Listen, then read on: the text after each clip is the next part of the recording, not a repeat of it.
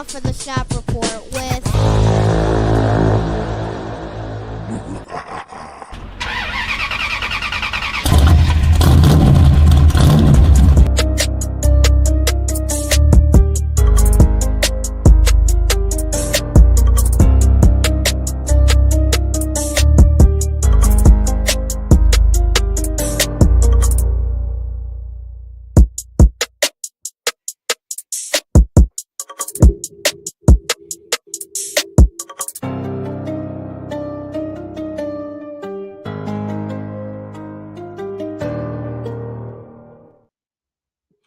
What up, though, sports fans? Welcome to the Shop Report special presentation of After Dark.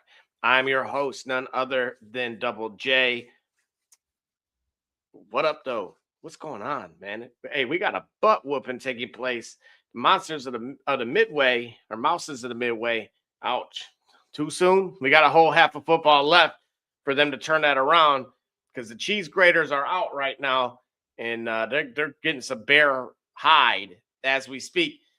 In the meantime, I got my guy, Sleepy G, in the place to be. What's going on? What up, though? Talk to me. It's on Saturday night. It is on Saturday night, and we are here watching another thrashing, just like we got through watching, I guess, yesterday, huh? Indiana went duck hunting like it was an NES. It pains me to say that, but yeah, that. Why does it pain you to say that? Yeah, what is the? Yeah, tell the fans, like, tell us, man, what is the deal with your anti-Hoosier attitude? So imagine this, right? So everyone, when it comes to your college selection process, has a number of things that they prioritize, right? This is why I would like to go here if given the opportunity. So let's just say for a moment, I was fortunate enough to have my pick of the litter on where I wanted to go as a transfer student. On one hand, I weighed Purdue for a whole host of reasons. And on the other hand, I had Indiana. Now, by the time you start going through the list, sports and history becomes part of the conversation. Okay. I kind of said these guys would never win. Yep. And I'm that close to seeing that become a reality. And then, of course, as I stated, power of choice. I looked at the one degree and said it was naturally a little bit better than the other. Right.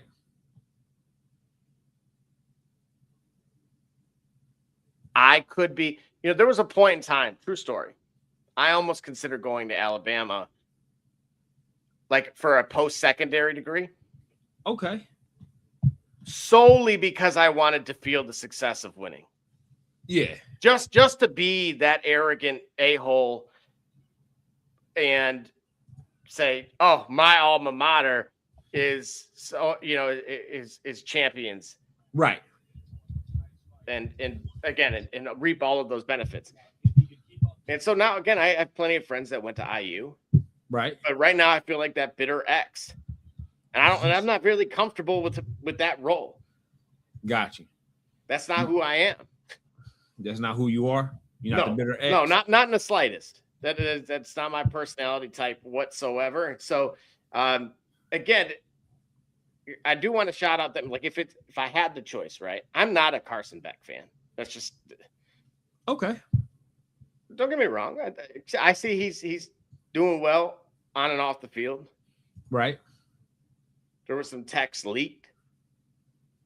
Yeah. Let's stay out that man's No, I know. I'm not drinking his Kool-Aid. Right. And it's college. Right. My best. What was the guy who played It and also was in Scary Movie 2? Remember that? Tim Curry? Yeah. It's college. Experiment. This is After Dark. Yeah, so nevertheless, bro, what is going on at Soldier Field right now? Man, the Packers came to play. That's all we can say. The Packers came to play. And I can't say it any other way. And it sounds like I'm rhyming, but I don't, you know what I mean? I don't know what to tell you. I don't know what happened with that interception that he threw on the 4th and 5 early in the second quarter.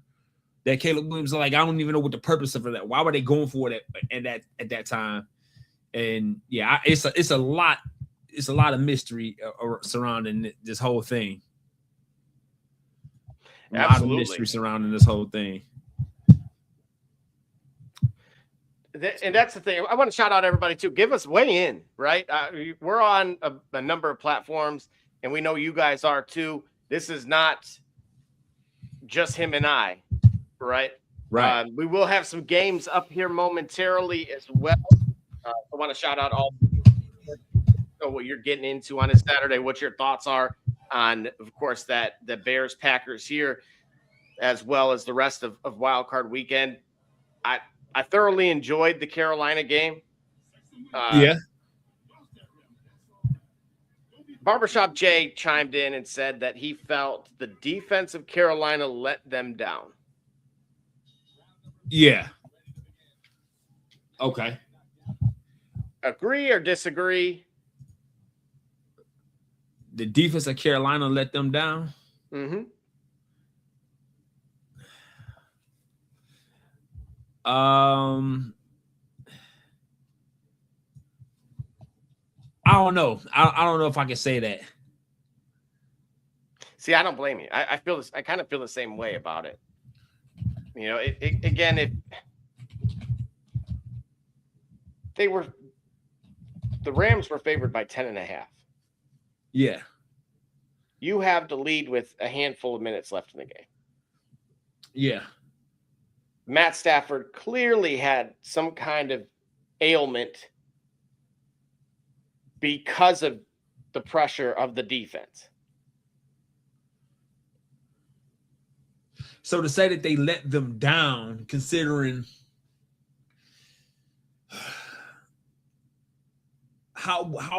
see, that's the key. Like, how effectively do you want an 8-9 team on the season to play against an all-time great, even a Matt Stafford quarterback that you affectionately love to call Stat Patford?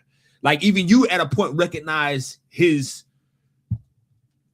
let's say elite level play at this age and stage of his career. So I mean, how effectively, like, do we have to say somebody let somebody down, or is it just like the better team won? That's what I'm saying. I'm more inclined to believe that it wasn't their game to lose.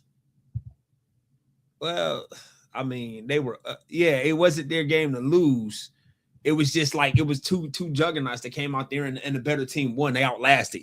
If anything, it would be more of an indictment on the Rams to have struggled so mightily against this Panthers team that it took the waning moments of the game for you to actually overcome them. That is more a cause of concern than the fact that the Panthers, in the end, it got exhausted because, 8 and 9 showed itself. If that makes sense. Yeah, it does, and I agree. I don't think it was a slight to suggest that the better team won. Yeah. And it'll be interesting. I mean, there was some rust there from Devontae Adams, and it'll be interesting to see kind of how. If the Rams could kind of bounce back, I think they could play a much cleaner game. But I think again, that's where you give credit to Carolina's defense instead of course, blaming Carolina's defense. Right. Speaking of blame, it's 21-3. Ben Johnson, you see the Detroit hat? Around this time, about 365 days ago, give or take, Jaden Daniels and co. came in and beat the brakes off the Lions. Yeah. And a lot of people said, well, hey, Ben Johnson was out there, meeting with the Bears. Oh, yeah. And that's why he didn't have the right game plan to some degree. He was a little distracted, huh? Like, correct. Round 2, are we talking about football? We talking about football, huh? Right. Trying to win this amateur title before I go pro. Oh yeah, but anyway, that being said, what's the distractions now, huh? Is he meeting for the Ole Miss job? Oh my. No. Yeah, so again, it's we're just early in the third quarter here, still 21-3. And again, we got Gully with what? Fight night. This is round 2? Yeah. No, that's not you, right? No. That's me right there. You see me? Okay. All right. You see me? You see me doing what we do? All right. He's fighting plumbers, folks, and janitors. Like, Hey, listen, I'm most an of amateur. your favorites. I'm working my way up the amateur ranks right now, okay? You see that solid right hook, and then for extra measure, I got to make sure that he don't get up. Boom. Look at that. I got to send him some jabs. Shout out to Pete. Just All right, logged on. Pete. My college predictions were right. That's all I got. Now, Pete, okay, this is it now. Oh, remember, because he called to remind me that I did not have I picked Ole Miss last week on last Saturday's broadcast and totally forgot that I did. That's right. Totally forgot that I did. And yeah, he reminded me. So who does Pete have winning the whole darn thing? I wonder. Hey, Pete, the Rams survive, and right now it's bear hunting season. Yeah, the Bears are being hunted down at home by the Packers. Packers are packing it in. 1, 2, 3. Are we still in the second quarter? We're in the early third quarter. We're in the early third. Okay. Yeah. This is not looking good for all those Bears fans. I will say this. They have time, but you know. He ain't getting up. Quote John Cena, the time is now. Yeah. It gotta be. Yeah. You gotta make that 21-10. All right. They settled for a field goal. It looks like. Is it going to be 21-6 here? 21-6. All right. Yep, that's right. We got a field goal. Yep, and we got a new amateur champion. He's got Indiana winning in a close one. Gully, agree, disagree? Indiana winning a close one? Over the U. Yes. Yes, I got Indiana winning. Yep, I got Indiana winning over the U. Yep, I'm gonna go. Okay, so I got a few things that are concerns, genuine concerns, right? And I'll take your opinions on this as well if I'm overreacting. First and foremost, the game's in Miami. Well, okay, what I got to do with anything? Well, you're playing Miami. Yeah. Like, not like that one song, like Miami. No, we're playing in Miami, like Morgan Wallen and Lil Wayne, Miami. Yeah. All right. Oh snap! The Bears looking like that. I'm on my way home. I had the Bears winning this one. Yeah, stick to college, Pete. Stick to college. Oh, the college. I'm telling you, here after listen, because you've been on this program. Listen, because it's no way. It's not an insult to him. I'm just saying because there's no way to pick it, bro. There's no way to call it, man. Like I didn't know the Bears was gonna look this bad. You saw this coming, Pete? I mean, Double J, you saw this coming? I didn't believe it would be to this extent, but I did believe Green Bay was the better team. And the additional reason why is I've been a part of this rivalry in particular, right? So I've been to Soldier Field, under the tunnel, in the family room, and so on and so forth, right? And I was at one of the top 10 coldest games in Soldier Field history. Right. And so this particular group, with the big thing for me was the loss defensively for Green Bay, right? The big acquisition, and then ultimately losing him for the playoffs and the remainder of the season. Right. That's where I thought it could get away from them in this particular matchup, had said individuals still been around. Right. But if you watch that first matchup in particular, there were guys that historically have been good, Yep. but primarily throughout the season, they were kind of absent, right? Romeo Dobbs in particular, Jaden Reed. As I told you, I've Double J placed 2 wagers on 2 second quarter touchdown scores or touchdown scores for each of those individuals, and I hit on both. There you go. Why? Because history is kind of repeating itself. Certain players seem to have a better schematic matchup against the Chicago team. And see, exactly. Pete and I are very much, we might as well be Pete and Pete, bruh. All right. What do you say? The adventures of Pete and Pete. Green Bay had major injuries, so I thought that would hinder them. Same page. Right. Completely on the same page. Remember, hold on. Micah Parsons was the acquisition that was not the acquisition In question with me, yes, that was. No, but Michael Parsons was the icing on the cake. Yeah, absolutely. Why you got my old screen up there? Where's the new screen? Here we go. There we go. All right.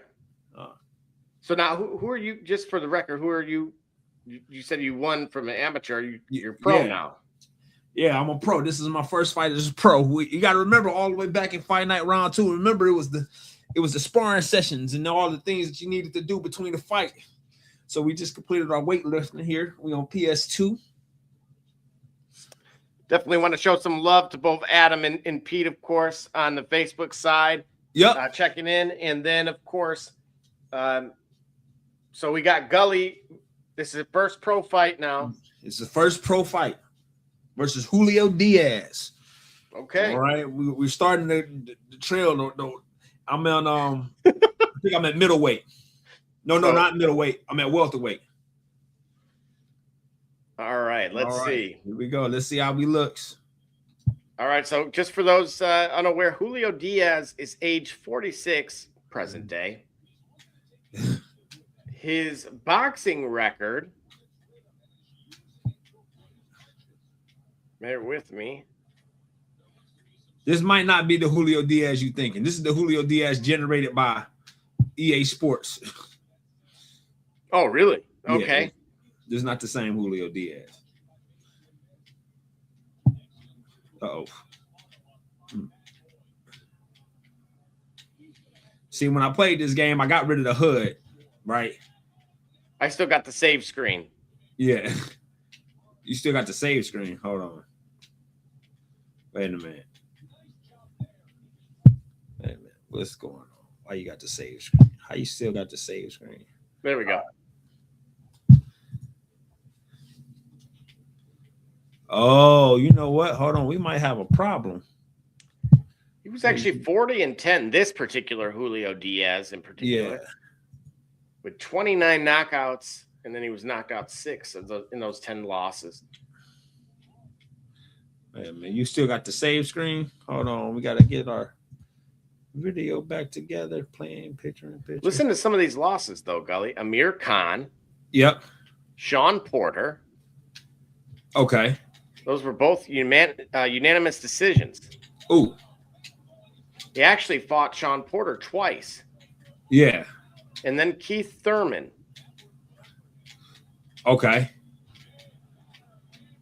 Ooh. Which was very decisive. Yeah. It was the second round, I believe, knockout. Brutal. Ooh. Oh, he hitting me. I gotta watch. I gotta stay out of his range. See the jab.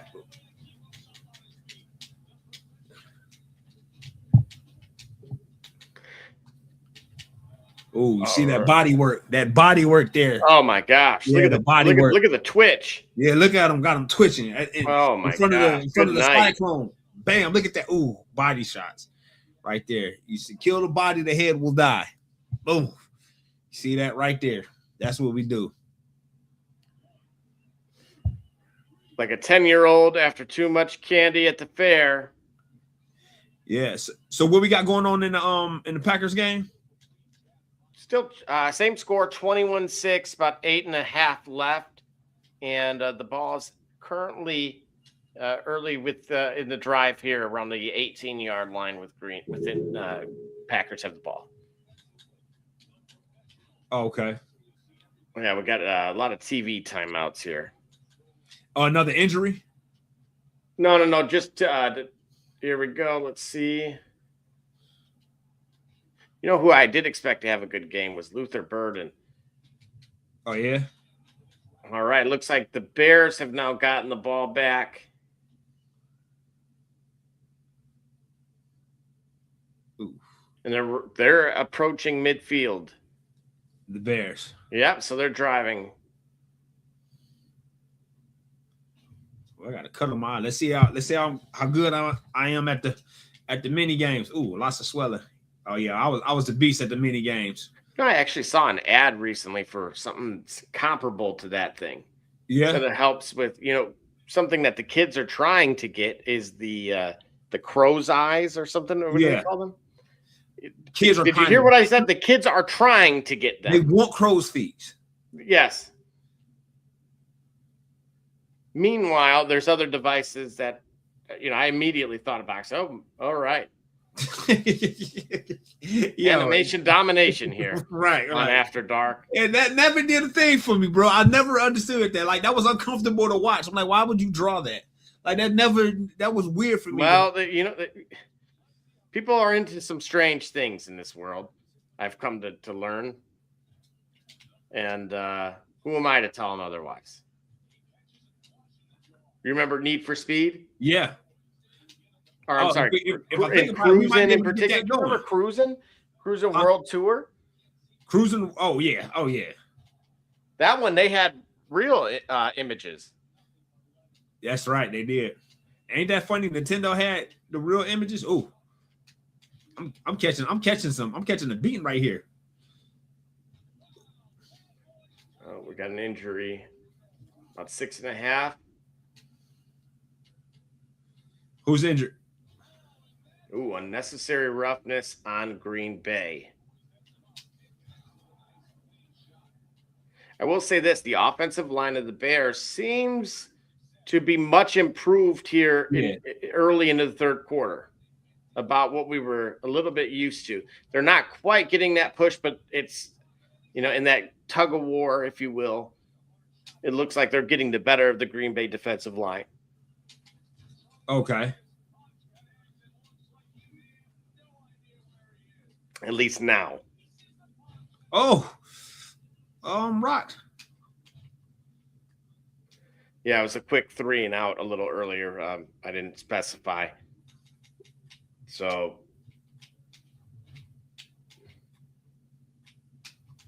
this is one of I was on the KO moment. You ain't see that. I was in the KO moment. It just went to work. Still got a little bit of rust. Bam, flash knockout. Look at him. My. Look at him. Good night. Oh. See, we should go back to the replay. I was in the KO moment, man. He was piecing me up pretty fiercely. He was piecing me up. I heard some button mashing going on. Yeah, he was piecing me up pretty fiercely, and I had to figure it out. I had to buck it down because I wanted to get in there and learn to block. As the game goes on, these guys are going to be able to put them haymakers together. Put them haymakers together at volume and more fluidly. So I didn't want to take advantage of the fact that I could catch them at any time. And then, I'm an average size fighter. So as you can tell, this guy's taller than me. So I'm always in his range. So what I wanted to do early was learn how to block him. Uh-oh. That's all right, but we're going. That looked a little bit below the belt.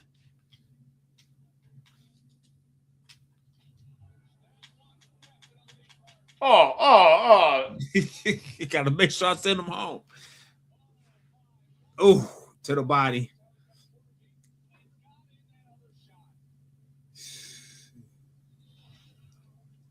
Trying to give the man CTE. It's in the rules, man. Look, he didn't fall yet. Had to help him get there. Yeah, he's got a wife. They don't start counting until he falls. So I got to help him get there.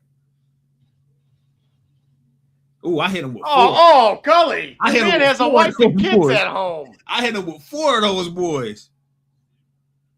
Oh, he got up. You know, you guys are fighting at there's a 4-H pageant going on in the background. We're at the county fair. Oh yeah. I still got it with the cut, man. And this guy on the other side, in the other corner, is giving it his all. You'd never know. Yeah. You'd think they were at the T-Mobile Arena. You never know. Right. Here we go. Oh, I couldn't get to the cuts. All right, and we got more in-ring talent. Yeah, they didn't get that round, but here we go.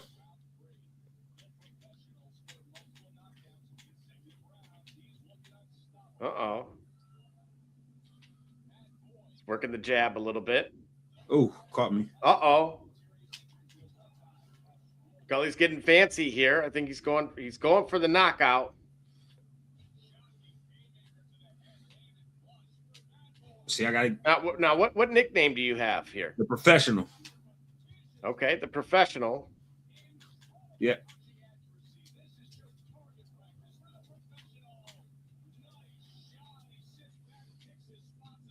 He's thrown quite a bit, the Professional, here this round, but he's not really landing. Uh-oh. Started to take some shots. Okay, it looks like he inflicted some damage here. Right there. Trying to build on, what is that, 2 knockdowns. Oh my. Hold up. Oh. Oh my gosh. Yo, I got a win's a win, buddy. A win's a win. How many did I hit him with? It's just straights. Bro, that was like. Let's see. Let's count. All right. All right. He's dropping now. How many on the way? Let's see. Let's count it. Not just the one to drop him. Okay. Now here we go. 1, 2. Oh. 7. 7 of them. He ain't getting up. He ain't getting up. Don't worry about it. It's over with. It's over with. Yeah, it's over with. Oh, for a second there, I'm like, my first professional fight. You know, I got a lot of swelling on my face, was a though. corn dog and one of those, kind of gallons of lemonade with the cane sugar in it. Yeah. He was fighting. He was earning his paycheck. For sure. Yeah, my face is bruised up, though. I mean, we did a lot of work here, a lot of jabs. We live off the jab, right? I mean, he hit me 94 times in 3 rounds. I cannot tolerate that. I can't believe that. Yeah, he hit me 90. Yeah, he caught me 94 times total. And I mean, a lot of them joints was some haymakers. Like, he kept throwing those haymakers. You know what I'm saying? But as you can see, I'm a far more efficient fighter. I mean, landing 63% of my punches. Now, having only thrown 249, landed 63% of those. I mean, shoot, he threw haymakers too. I mean, he landed at a 50% clip, but we got it done. We were head to body shots. Of course, I spent a lot more time up top than I did down below. But as you can see, I vary my attack. You know what I mean? Lots of jabs and crosses and whatnot. So Caleb Williams just threw an interception. Oh no, that's interception number 2 for the day, right? What's that? That's interception number 2, ain't it? Correct. Yeah. That's gonna be a problem. Well, they were inside the red zone too. Oh boy. Oh no, that's terrible. 3:11 remaining in the third quarter. 21-6. Something happened. DJ Moore has been slipping and sliding. Look, when I was in Chicago, Soldier Field in particular was rated by the players as one of the worst. Really? I don't know if how much they've changed the turf, but I'm watching DJ Moore this entire game, him in particular. I'm firing my shoe manufacturer. You say you firing because he looks like, do you remember that clip from Mighty Ducks 2 with Mendoza trying to stop? Yeah. That's DJ Moore out there right now. That's been historically a problem with Soldier Field, right? Yes. What is the deal? They always used to blame And for those, I'll let inquiring minds look into the World's Fair and what it was built for and built by and all of that. Yeah. I'll leave that up to you on Okay. Conspiracy Hour. Shout out to TJ. But supposedly, remember, they've had NASCAR races at Soldier Field way back in the day. Yeah. So to my understanding, I don't necessarily know if it's concrete or whatever is up with that ground. It might as well be. Okay. And it just, we talk about soft tissue injuries all the time, and it was always kind of wild to me that natural grass is being kind of typically like they would say we want that over turf. Right. But then you get an example like this and they're like, it's a complete opposite. So I don't know where the common ground or happy medium would be. I just know this ain't it. Okay. And so, matter of fact, let's see.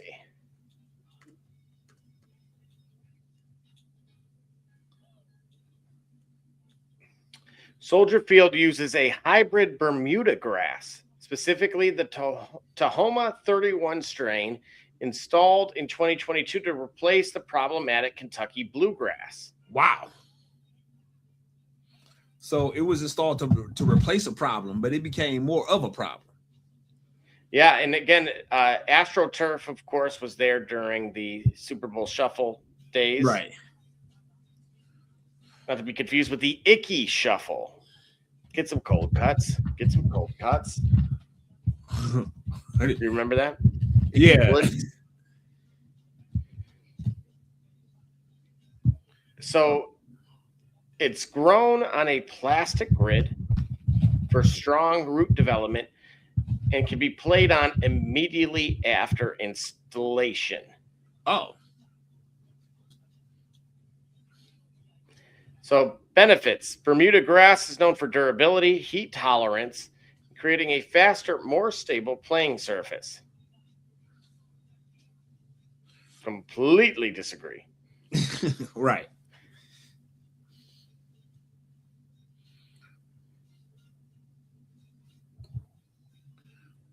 Yeah, it's interesting. So this is only essentially 4-year-old grass.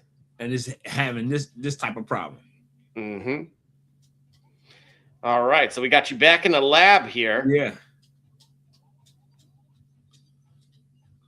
Yeah, we're getting that heavy bag action.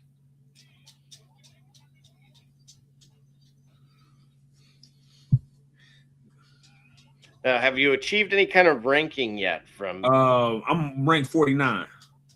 Okay. All right. I'm on my second professional fight. It's not quite Jake Paul, but we'll take it. Right. I should create him and make him a champion. One can only dream. Right. Right. I wonder what's next for him after he heals up his jaw. Yeah. And is it true that Anthony Joshua retired? I don't believe so. I mean, obviously prayers up to him following that accident and that type of thing. So I'm not sure when we'll see him. Right. Ooh, right. Josh Jacobs there kind of looked like he came up limp. Oh boy. So stay tuned on that one.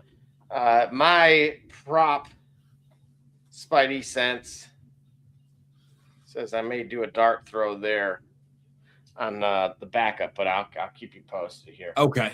Maybe a dart throw. So it's 21-6 now, right? That's right. All right. I got Ortiz now. We got 3rd and 10 coming up for Green Bay on their own 11. Oh, we got a flag. Hang on a second. Looks like it's going to be 3rd and 20. Oh, intentional grounding. Oh, now where were you? Where's this place? I'm in the Viceroy. In the Vice Lords. The Viceroy. Started off with a headbutt because I pressed the wrong button again. Oh my! So no points deducted. Oh, so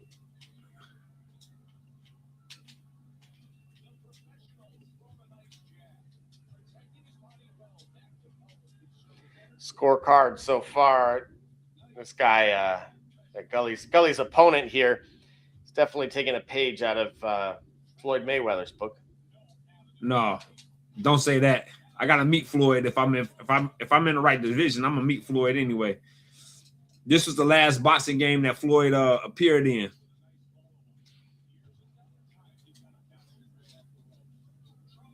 That was Brooks with the catch. Ooh. Fourth down. It looks like we're going to be heading to the fourth quarter here. The Bears should be getting the ball with some decent field position. But currently 4th and 9. 4th and 9. Yeah, but I sent him to the canvas. Put him Oh, to sleep. my. All right.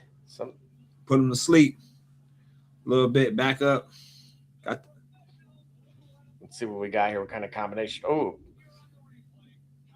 Wow. From the body. Some body shots sat him down. Shots. Yeah. Getting my Miguel Cotto, Canelo Alvarez on. Body shots. Ooh, gave him 2 of them. Devin Duvernay with a great return to the Green Bay 35.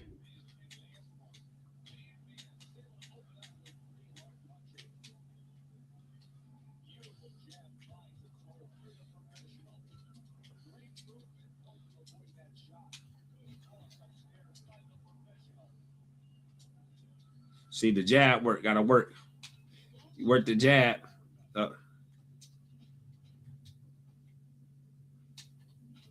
Whew. Sent him back to my gosh. Yeah, brutal. Are we still in the first round? We're still in the first round. Brutal. Oh, I done made the eye. I done cut the eye, or I done made the eye swell. Ugh. Well, he was looking for an end zone shot there. Throws short and low. Who do we got here? Is that Loveland with the catch, I believe?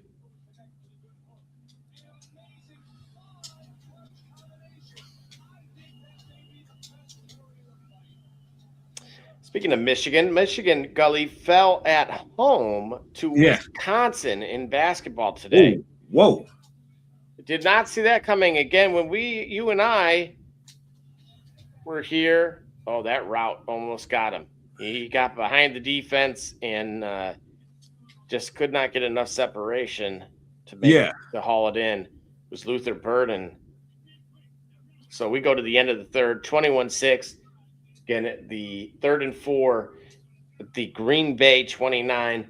Gully, is this another 4-down territory, or should are we going to cry over spilt milk about that last position? All right, we got more talent here in the program. Little Debbie cakes on my more talent. No. So wait. So yeah. All I know is that Chicago's got to take any opportunity they have right now. It's getting late early. You get what I'm saying? It's getting late early. Now, again, too, it's still early enough that with a drive here, you can get yourself back into the game.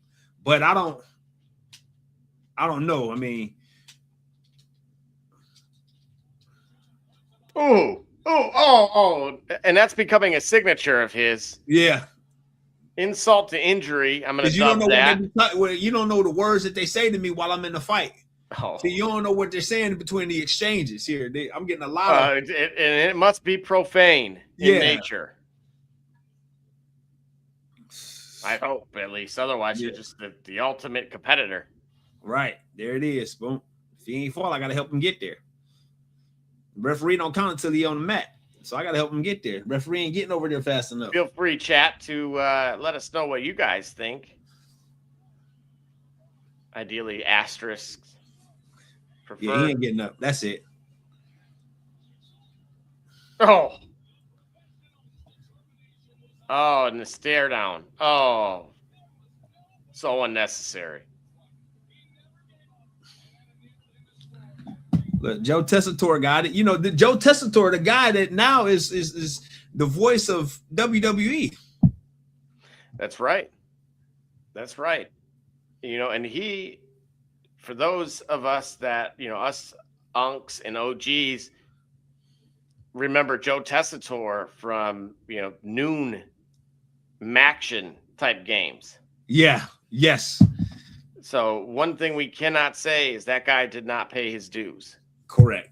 He worked his way They up. had him, bruh, with that one lady, like the not Doris Burke of Yes. college football. Yeah, yes, not Doris Burke. Yeah. Yeah. And it was something, it was brutal. It was, he had to make sense of a lot of stuff.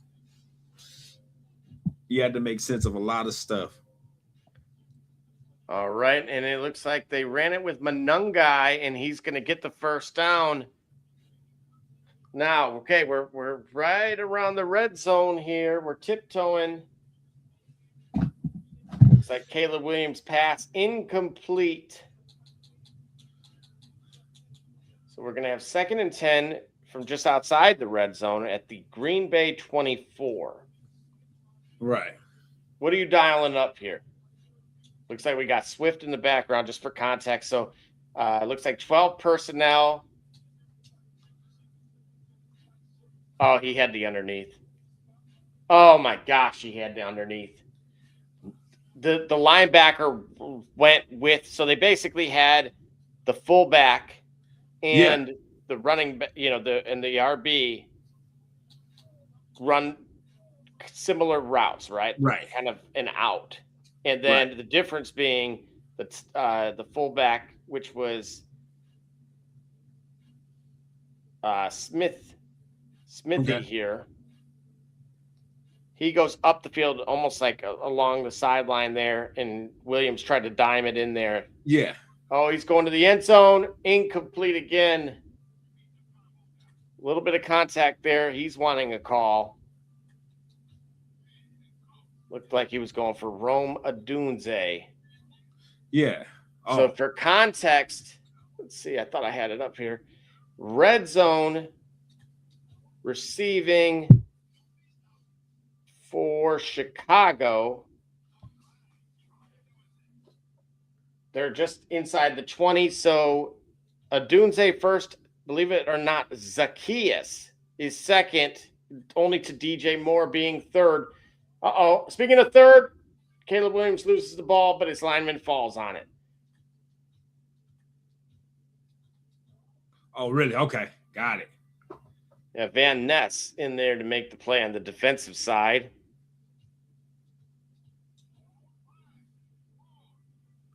Now, what's going on with you here? We're doing the training, doing the combo training. This one was difficult. You got to follow. Basically, you're playing Simon. You got to follow the pattern. You know, the more successful you are at the combo training, this increases your speed, your agility, your chin, and your heart. You know, kind of like more. You know, speed and agility gives you, as you can tell, in this training, I got a bit more definition to the look. You see the abs more defined, the pecs are sharper. You can see more definition around the shoulders and biceps, right? As a result of doing the speed work. Okay. And this is going to help me become faster delivering the punches and the combos. I'm already pretty fast, given my ranking among the lower, what they call it, the 50th percentile ranks, 50th percentile fighters. So we just did more of that just to become fast because, you know, speed kills, right? Right. So here we go. We're fighting at the same venue? Yeah, we had the Viceroy again. Oh, just a smaller fighter too. Now, why did you take him on? I thought we were trying to move up here. He's the highest ranked fighter available to me. So he ain't seen a guy like me yet. Interesting. Again, we're at a commercial break. The Bears did kick a field goal. So it's now we're 21-9. Ooh, we got a barn burner in men's basketball. Number 13 ranked Alabama 85-86 with a minute remaining versus an unranked Texas. Texas, of course, has a former Purdue player in Camden Heide. Looks like he's had 8 points today, 6 rebounds, and 2 steals. Whoa. Yeah, not bad. Production vantage point being a solid role player. Yeah. Keyword role player.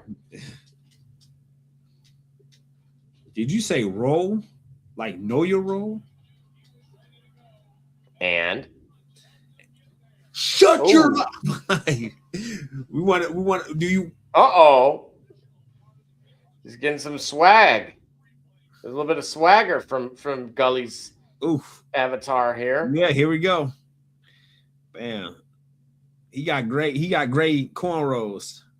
What are you trying to say? You're trying to retire Barbershop Jay? Yeah, he got great cornrows. He got great cornrows. Ooh. Yeah, I had to give him a couple extra ones. He'll be fine. He'll be all right. Yep, see, he calling for it. He'll be all right. He wasn't ready for that.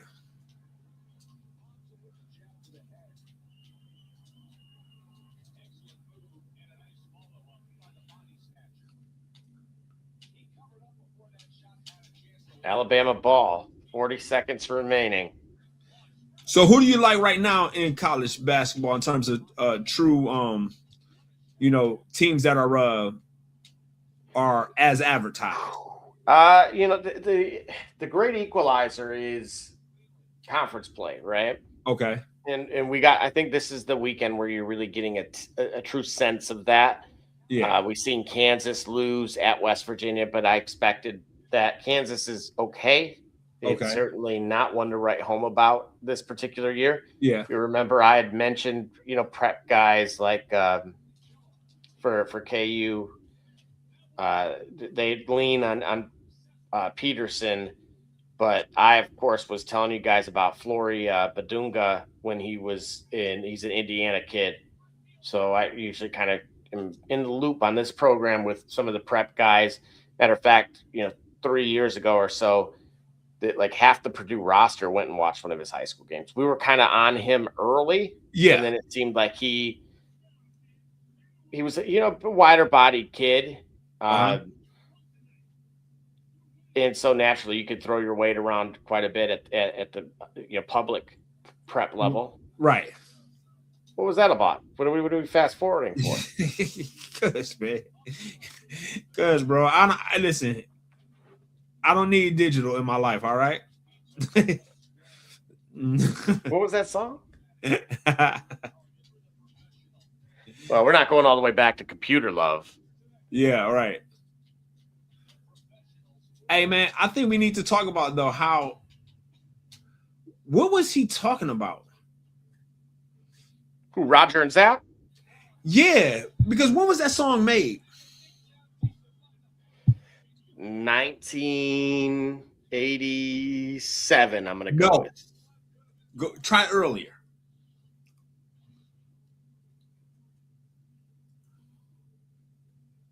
Well, look that up. All right. Computer Love had 2 famous versions. Yep. Kraftwerk's song was released in June 1981, while Zapp's iconic funk track came out 1985 with the single hitting late 85 or early 86. D. Gully, you need to give your man some props there because I said 87. Well, you were wrong. You were a year late. Dog. Okay? You were a year late. I was born in 87. I was born in 87. Okay. You and Kendrick I went Lamar, right off the cuff? Yeah, you were there. My point is, what type of computer technology exists in the 87? We were nowhere near online dating. We were nowhere near video. We were nowhere near any of the advancements that would make that song actually apt or apropos in 1987, right? We didn't really have dial-up was commonplace. What was it? At the most, you had a 28.8 kilobytes modem. You didn't even have a 56K modem. right? 56 kilobytes. We ain't, you get what I'm saying? We're not even at a megabyte of bandwidth yet. So what do you understand how forward thinking that song was? But again, he's talking about, finding love in a high-tech world, right? Yeah. Remember, 80s culture was very progressive in a futuristic sense. Right. Okay. Matter of fact, you had what in the box office? You had Back to the Future. Yep. Okay. So, hoverboards and things of that nature were being floated around. And personal computers were obviously a thing around that time. Yeah. And so, yes, there wasn't a farmers only. Yeah. Or a Christian mingle.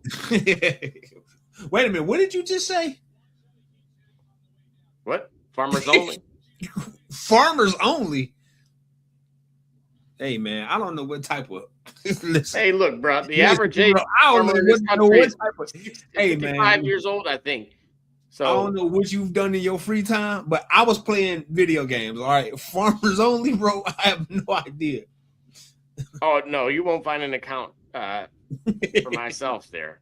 Naturally, yeah. Needless to say, shout out to Hobo those that Hay, do. Huh? Look, we listen, we don't judge on this program after dark. We don't. All right. So look, we imagine your job was to do the in-ring talent here. Yeah. Okay. Yeah. So we've reached that level of society. All right. All right. Bet. So again, I think there was more of aspiring of having a digital connection. Got you. Right. And we'll call it I'm trying to think of some verbiage here. Technological fascination. Beyond just the common online romance aspects to this. They call him the body snatcher. Look what I did. Look what I did to him. I used to be called. Never mind. Yeah. Yeah. Stay out of that one.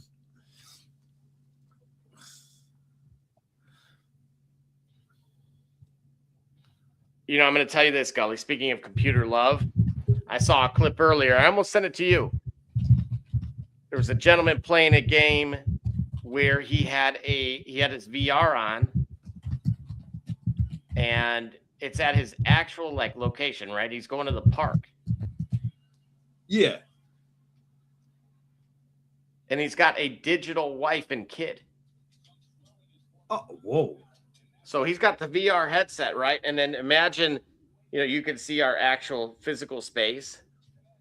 But then he's having an actual conversation with honey, why didn't you bring this extra jacket? Right. And then the kid's like, Dad, I see a butterfly. On the VR. Yeah, on the VR. Now, is this VR wife and kids a digital representation of real people? Uh-oh. Yeah. Yeah.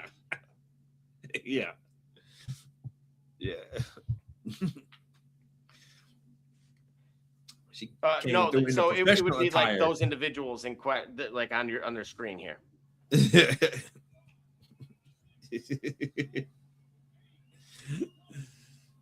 Yeah, we beat him bad. We did him pretty dirty, I have to say.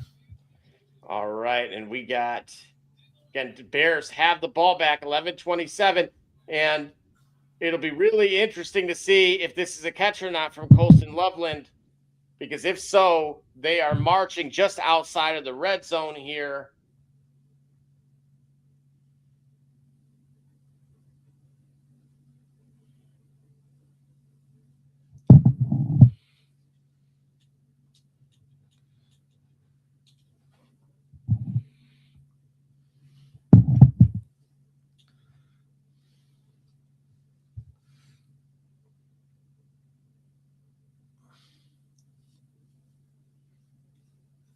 Here we go. There. Takes a shot to the end zone. He was looking for Loveland on that one. Speaking of love. Yeah.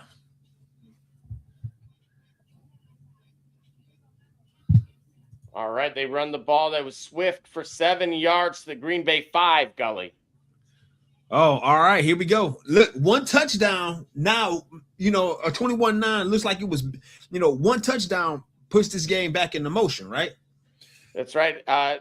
For your amazing facts of the game, Colston Loveland, first rookie tight end with 100 yards receiving since Keith Jackson.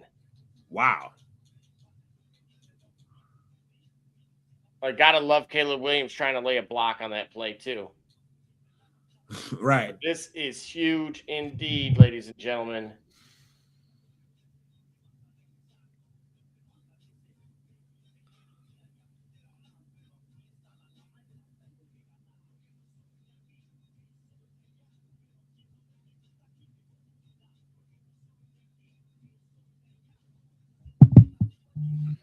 Here we go. Big third down.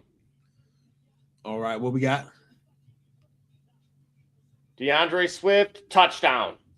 All right. And just like that, we got ourselves a ball game, D. Gully. Got ourselves a ball game.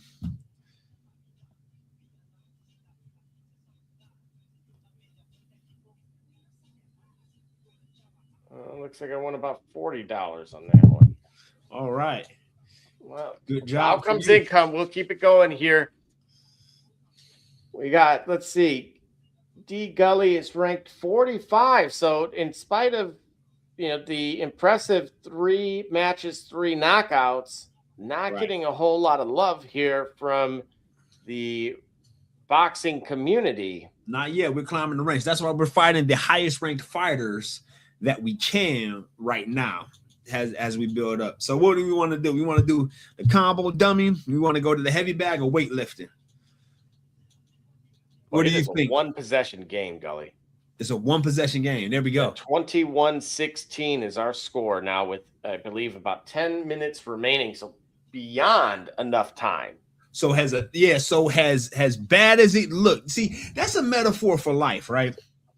You got to think of it too, right? I don't know what 2025 looked like for you, right? But 2025 probably looked like, for a lot of people, the Chicago Bears quarters 1 through 3. Okay. And at this moment, the outcome is not yet determined. The game is still not complete. We don't know what may hold them. But what we do know is if you had given up on yourself or you had given up on the year anytime prior to this moment, you would have forfeited your chance to really play yourself back in a position.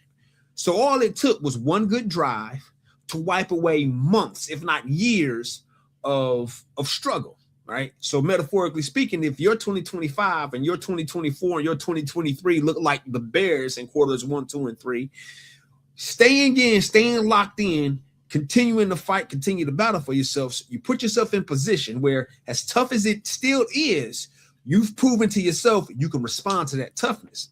Now, Here you go, 21-16. Now, anything that happens from here, the game, the win, the change, the turnaround is still within reach. So lock in, do what you've got to do, and maybe you might present yourself with a position to be able to turn things around. That's just me and my moment. Well, I agree. And it looked bleak, to your point. Yeah. But, so which one would you want here? You want the combo dummy, the heavy bag, or the weightlifting? Well, I certainly think the combo dummy would be an interesting. You want to try that again? All right, cool. We're going to get faster and whatnot. Yeah, I mean, based on where you're looking to go here.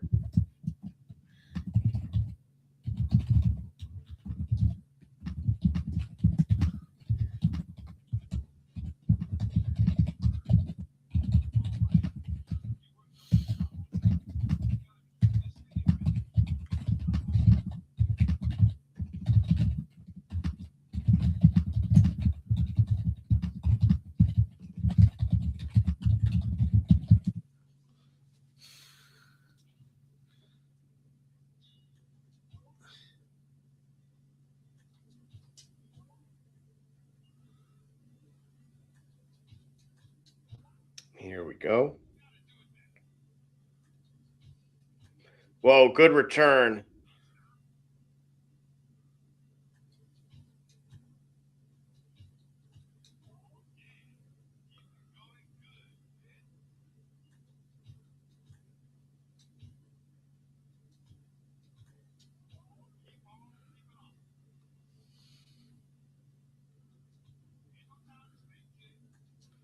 Sometimes whenever I get to the combo, whenever it get too confusing, I'll just throw one off and have them start over.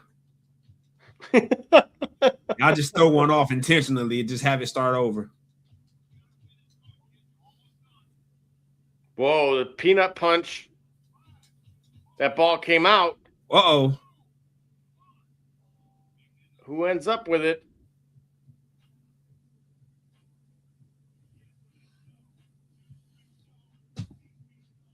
All right, 1st and 10. It looks like it's still Green Bay's possession here.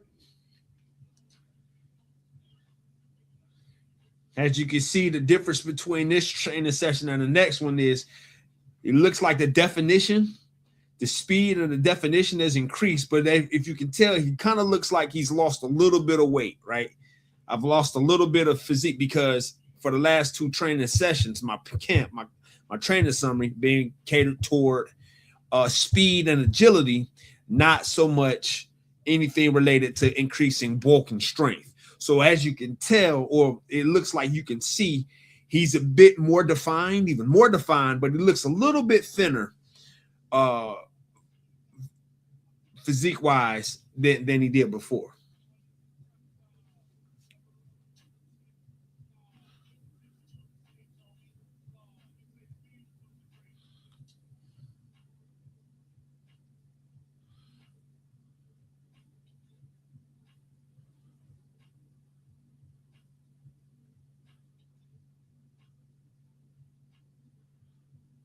All right, for those out in the chat, if there's a game that you'd like to see D Gully play via PS2 or NES or Sega, have your say in the comments as well.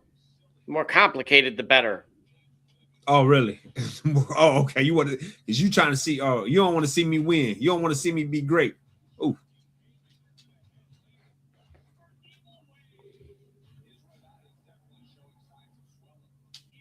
Oh, it looks like he may have found a formidable opponent. Yeah, because he's a bigger guy that has range. So he's a bigger fighter. Absolutely. Looks like he's got a little bit of a reach advantage there. And yeah. Oh my. Oh. Oh, oh.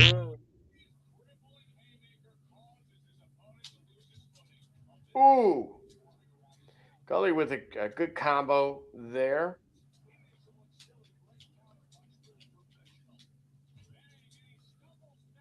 Yeah, to get that together.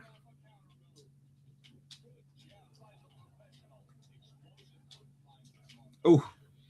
See, it does look like Dobbs may have made that catch there. Dobbs 5 receptions, 75 yards, and a touchdown this evening. Jacobs 17 rushes for 55 yards.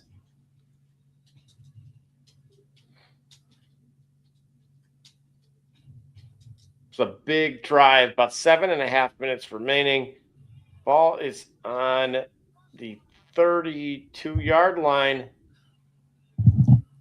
Okay. Almost nearly intercepted.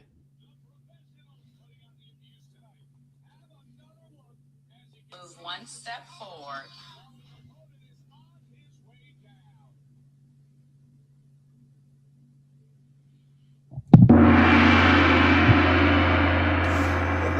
Okay.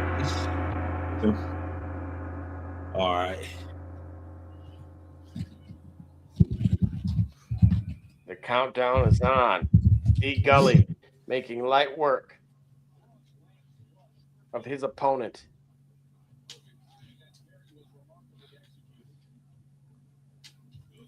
Ooh.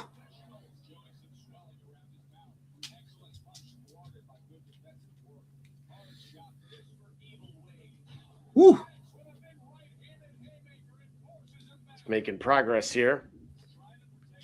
Yeah. His opponent's thrown a lot, but he's not really connecting. He's not landed many. Gully's staying in there. He's splitting the guard. Yeah. Oh, look at my face. Now we gotta see this cut work because that dude he put. Watch me though. Watch me though. When it comes to the cut work, I was severe in this. I was great. I was the best cut man ever. Big 3rd and 9. It looks like they're gonna rule Romeo Doubs just short. Really? I got him.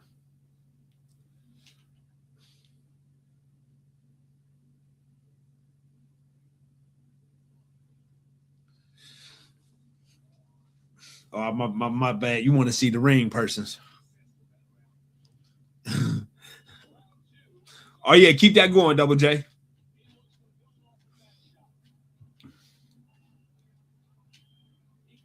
Whoa, Matthew Golden spins, hops, touchdown. Whoa. That was big. Yeah. Yeah, big.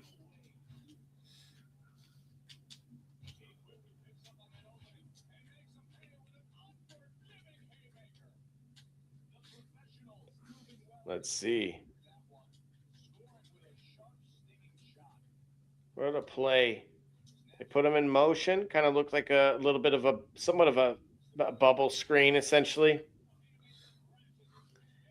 And he picked up a block, made one of the corners essentially miss, and did the rest. He just bricked the kick, however. Oh, no. 27-16. Brandon McManus hooks it wide left. Uh-oh. Here, honey. Oh. In the KO moment. You got to watch it.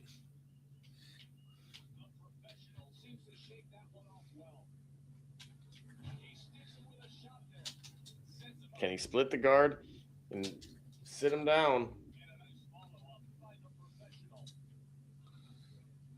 Gotta stay moving.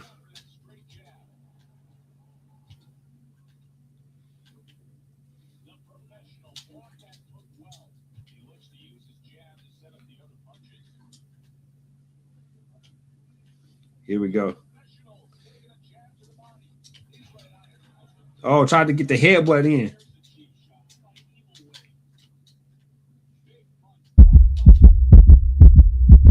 Yeah. Here it goes.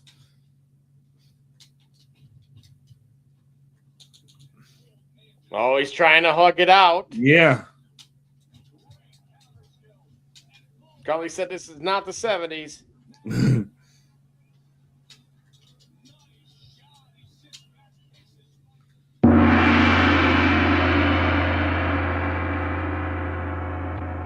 Finish it. I sure will. Sent him down. Oh, sent him down. Sent him to sleep. Oh, my goodness.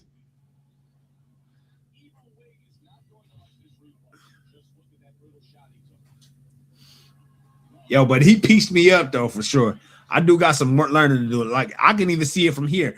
I got redness around my eyes for something severe. Let's see how we do. Let's see how we do. Oh, okay. Yeah, we're going to get that swelling all the way down. Another interesting game, going back to the PS2 era, of course, besides Tony Hawk and that type of thing, is NFL 2K3. Yes, 2K3. Now, 2K5 was the one that people remember most, because that was the one where it really set the standard. It was that year that 2K, by all accounts, beat Madden in terms of being a better game. It was just a better game, better gameplay experience. 2K5, but 2K3 was also a great one.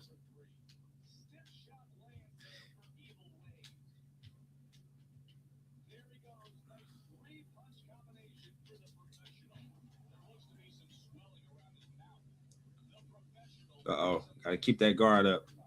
Got to get to that winky right shell.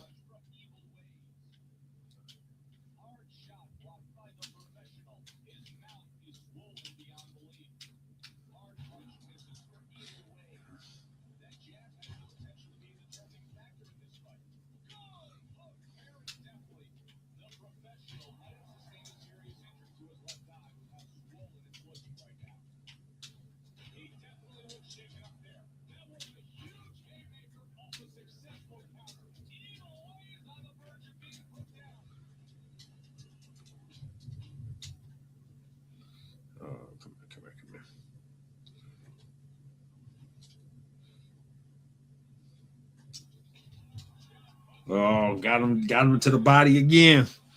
All right.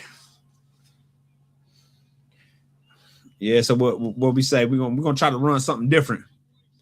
But look, That's right. Yeah, so if this has reached its conclusion, at the conclusion of this one, we'll take a short commercial break. And then what are we thinking here between you got Resident Evil? I mean, you got a lot of different things yeah. to choose from. NCAA, of course.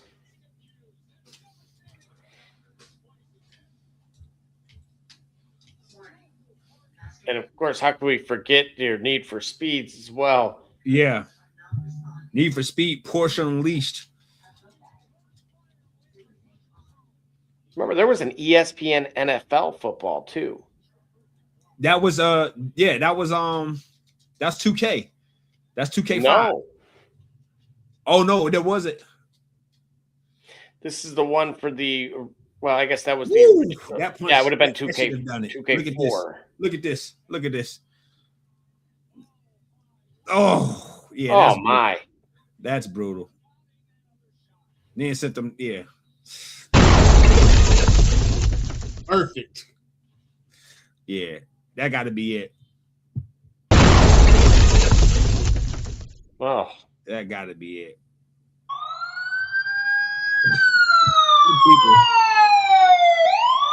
hello, police. There's been a Murder murder. man down. He ain't getting up.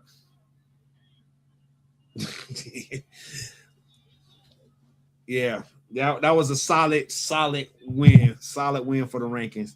But I took a lot of punishment, though. I took a lot of punishment.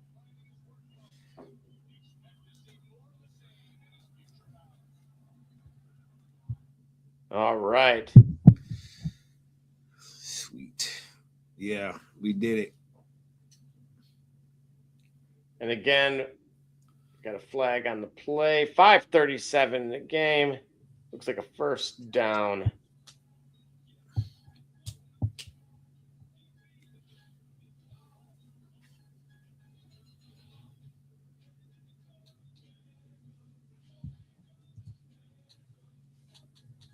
Actually worked out because it was a bad snap. So, Yeah. all right, we'll take a quick commercial break here, and then we will come back to you all with, of course, none other than another retro game.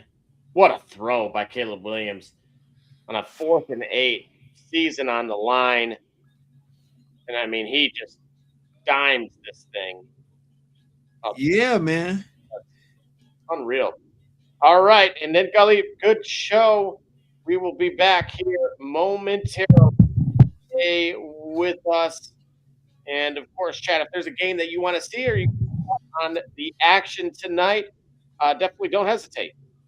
Tap in. Stop scrolling! Your perfect Frenchie is here! Redbird Frenchies in Kentucky has adorable pups from our newest litter. And even some sweet pups from our previous litter still looking for their forever homes. Don't wait! Visit redbirdfrenchies.com and bring home your new best friend today. SK Cunningham, and you watching the Shop Report. I'm Harvey Diallo, and you watching the Shop Report. My name's Chris Murray, and you're watching the Shop Report. Oh, you're Jay Nolly, you're watching the Shop Report. It's Braxton Key, you're dropping in on the Shop Report. Barbershop Jay, Quentin Hines, Super Bowl champion.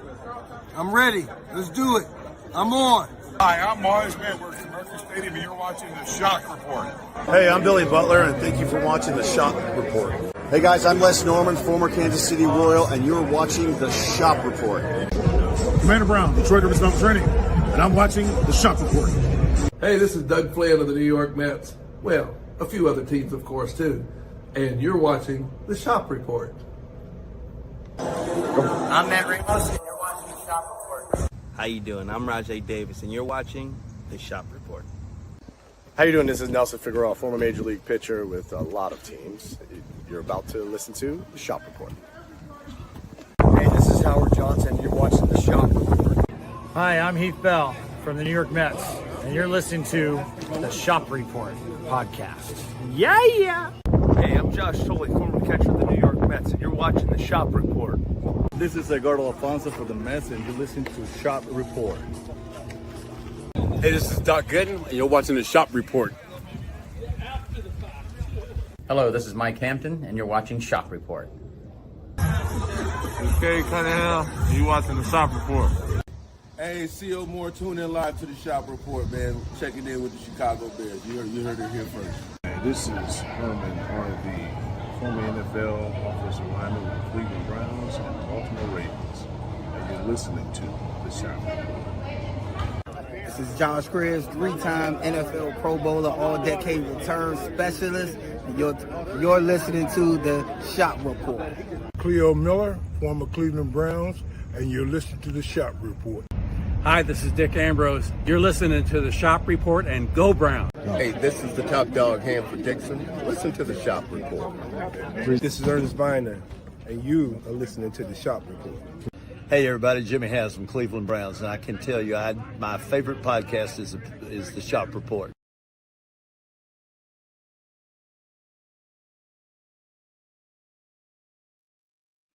All right, just like that, we are back.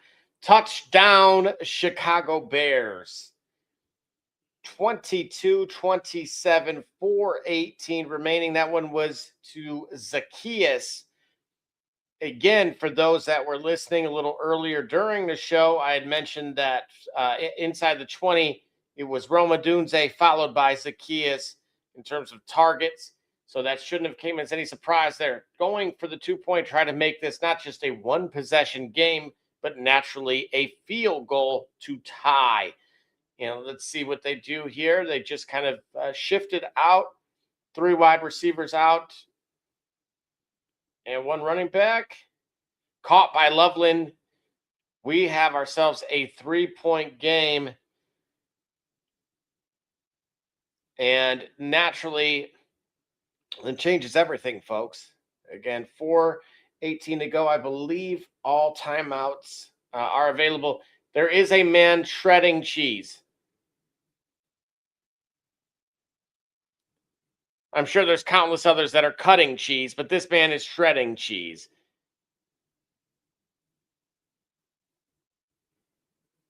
So we have that.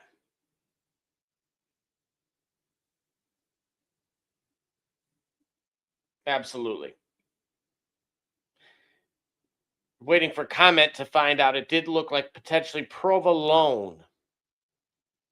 Yes, provolone. So not the Wisconsin cheddar.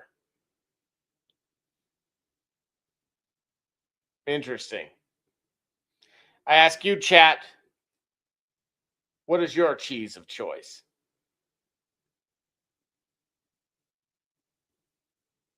Got a message coming in. Let's see.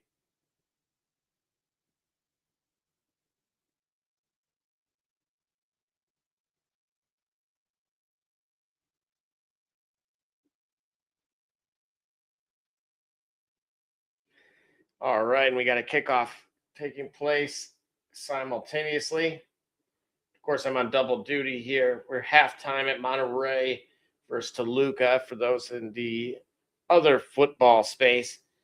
Looking at potentially here. We're going to have potentially Sergio Canales anytime goal scorer. That's what I'm feeling. And no, believe it or not, I did not take my own advice on that Zacchaeus play. I should have. I have many of the other pieces of the board covered, but I'm going to blame the show.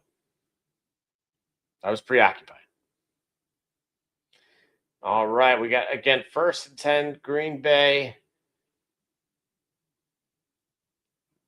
This crowd is rejuvenated. Found a new lease on life.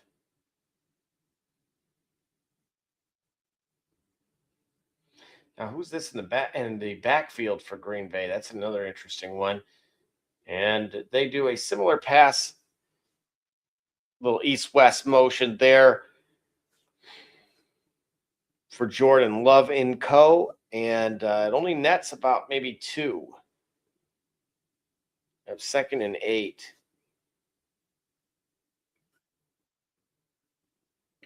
And again, we'll get Gully back with us here momentarily when And he's getting the game loaded for everybody as well. In the meantime, I want to point out Nebraska basketball is undefeated. Undefeated. Oh, what a grab by Romeo Dobbs.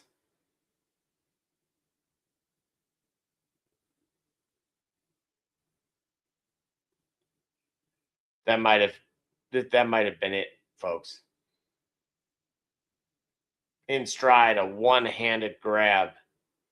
That'll be one for your Sports Center for sure.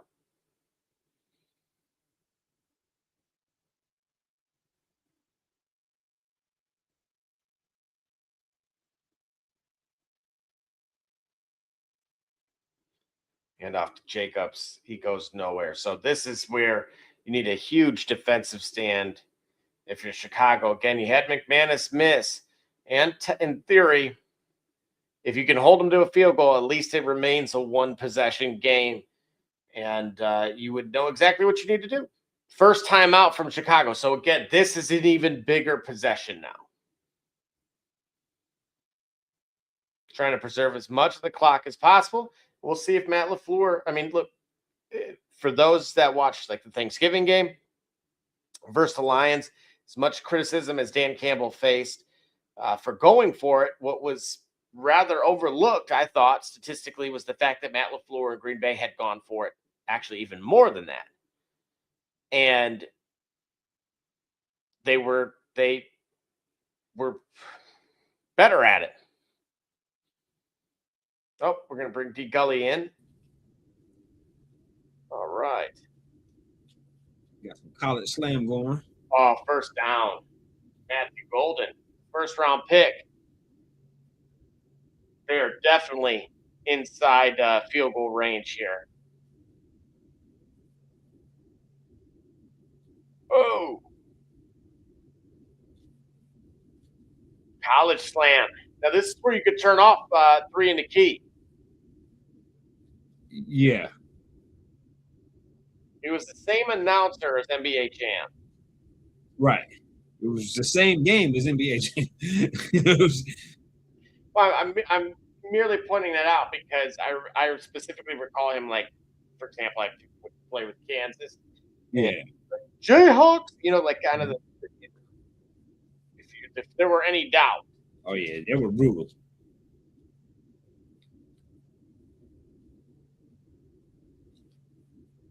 All right, bring it back. I mean, they made some improvements they made some improvements visually. Mm-hmm. Oh, you got to make that guy.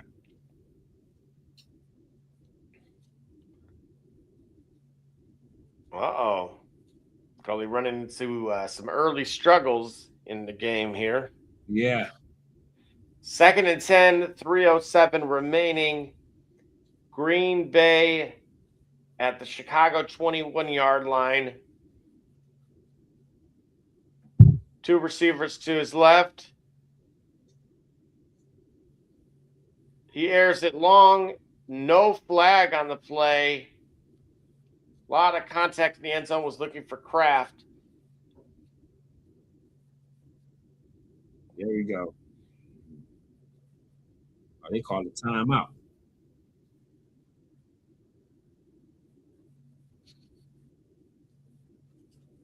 A lot of contact. Ooh, they caught a break there.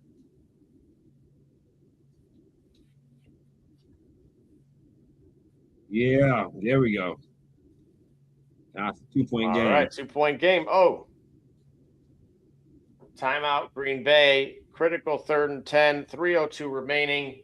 Chicago has 1 timeout remaining as well. That was Green Bay's first.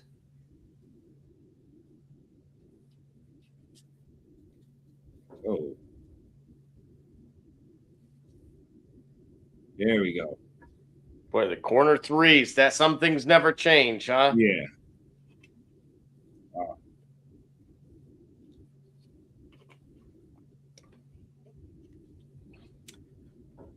All right. And go back to Oh. the question Yo, you who asked is a little earlier about who do I think is maybe legit.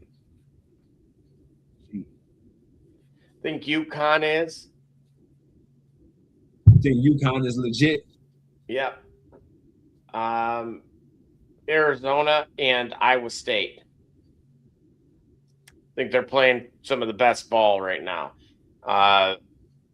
Iowa State impressed me because they had a plethora of options to shoot the three ball, right? We're so accustomed to, this guy may shoot 8 of them, like Steph Curry, right? But then, okay, well, if you shut him off, can the other guys actually contribute?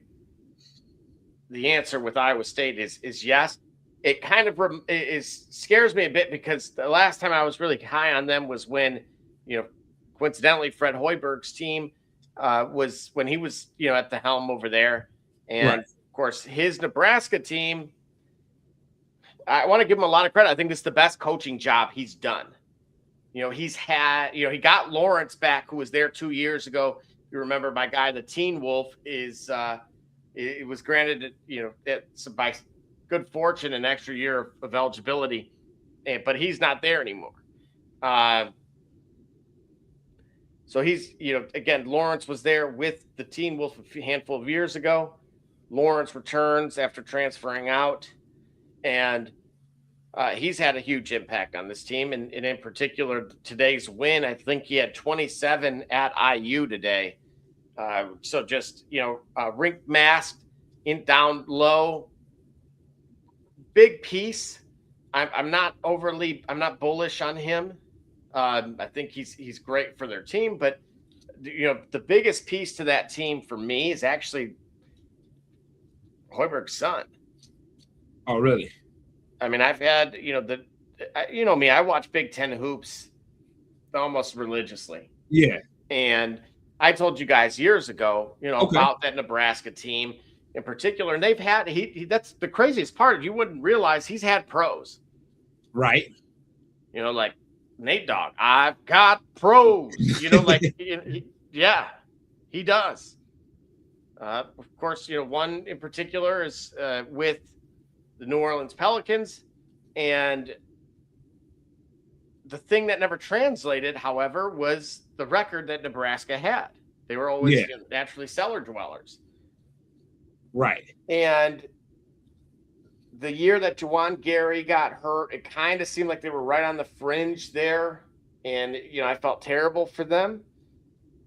But this year, it seems like, at least on paper to me, I actually, if you would have asked my honest opinion going into the year, I would have said potentially it was a make or break year for Fred Hoiberg.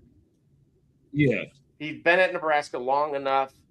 But unfortunately, I would have said losing the amount of play, the amount of turnover he had on the roster just from, kind of aging out. I thought this was the worst team he had. Gotcha. Now he got one key piece, which was Price Sanford from Iowa. That was huge. And he's played a nice, decent role with them, but not enough. Not enough for me to say, oh, that's why. He has the ability to drop 20, no problem. And potentially with enough help, he could absolutely light it up even more than that. His brother, as an example, was with him at Iowa. Yeah. You might remember Peyton Sanford as well. But so to me, potentially Fred Hoiberg, coach of the year, or at least coach of the Big Ten. Nebraska's doing things statistically that they have not done. It feels like very IU-esque.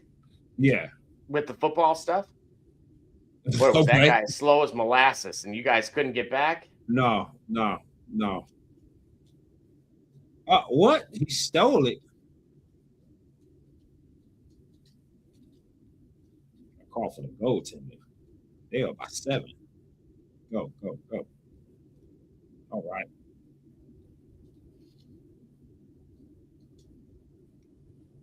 Oh, the computer called the timeout. We got a missed field goal in the Green Bay Chicago game. Brandon McManus' 44-yard field goal is wide right this time. No.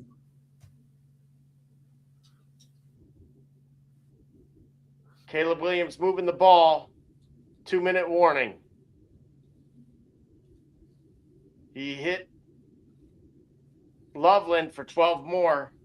Again, he's having a career game. And then Swift went right for 6 yards.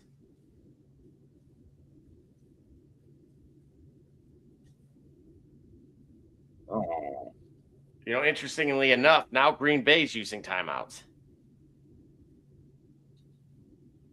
You mean to tell me I'll let that ball go in? Gully, are you down double digits? I'm down. I was down double digits.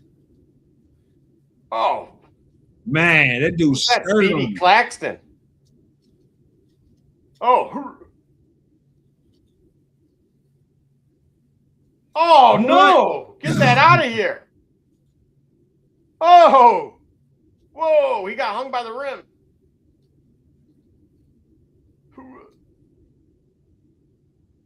Well, what a little bit helter skelter. Oh, that's it. It's over with. Wow. USC beat UNC.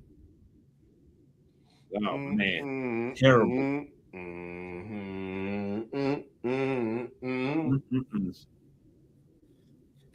Those that remember the NHL 94 classic intermission. Yeah, right.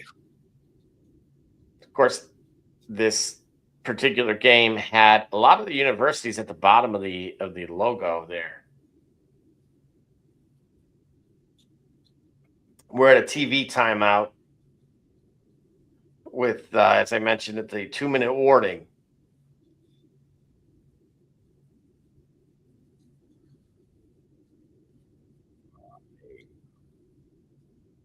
All right, that's it. We're not quite going into tournament mode. No, not quite.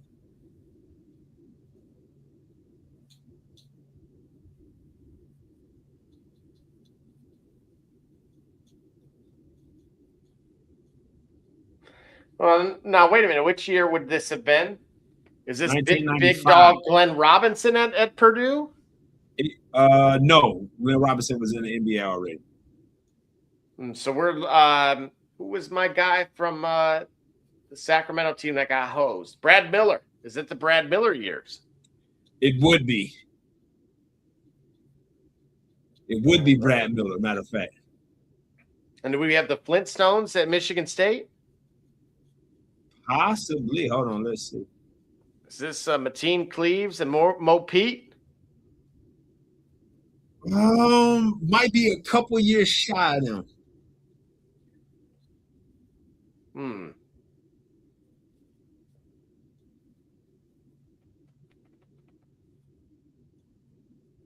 Trying to look at some of these statistics here.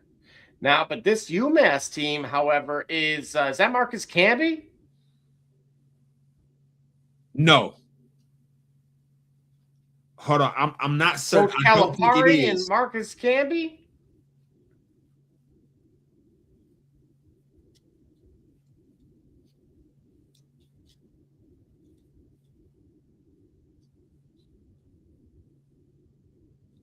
Oh. Yeah.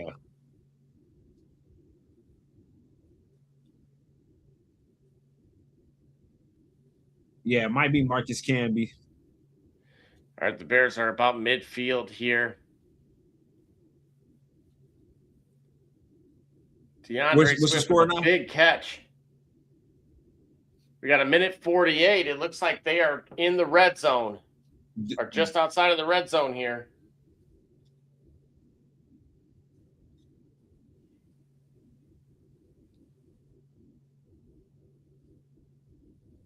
Caleb Williams, DJ Moore, touchdown, Chicago. The Bears are up. Wow. 31-27, Chicago. Soldier Field is rocking. Now you remember what I said. Remember what I said. Remember, folks, never give up. Yeah, that netted Double J another $50.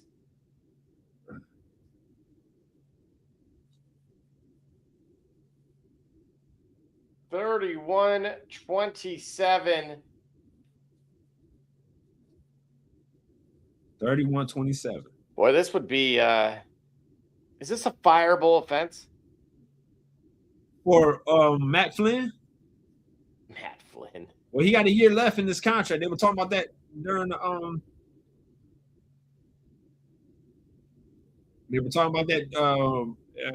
during pregame, about what they might want to do with him.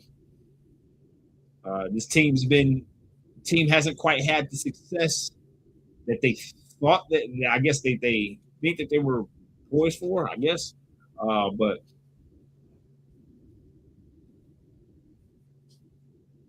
there we go. But I don't know if this is fireable. I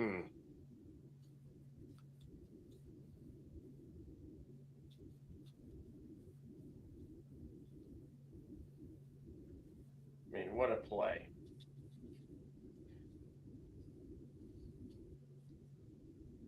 Where does Caleb Williams rank all time for Chicago quarterbacks? Among the top, because I'll be honest with you, I was looking at that. They've never had a 4,000-yard passer in the franchise's history. I believe he may have accomplished that this evening. Well, they don't count the postseason. That's right. Season. Yeah, the postseason. That's right. So to find that out, that he's the all-time pass leader right now, franchise-wise, with 3,900 yards. That is wild to me. They've never had a 4,000-yard pass. Bruh. Yeah. So I think he's among the best, best quarterbacks in franchise history. All right, Jordan Love comes out, 1:35 remaining, one timeout. What's that? It's possible for some magic to happen, huh? Oh, absolutely. Again, needs a touchdown, however. Yeah. All right, this would be the time here. You want to sprinkle a few bucks across all of those guys.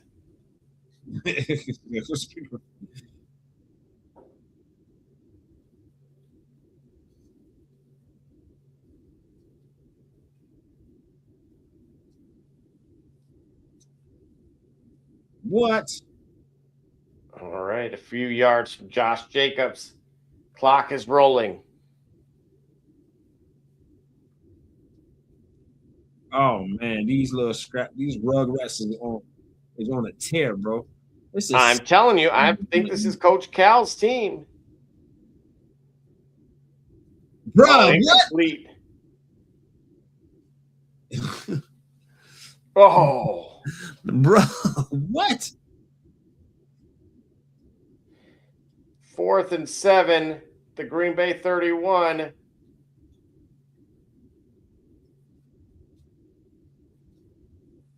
It is last chance saloon for the Green Bay Packers and Jordan Love. All right, here we go. He's got 4 wide receivers, 2 on each side, throws underneath, and it's dropped by Romeo Doubs. Oh, no.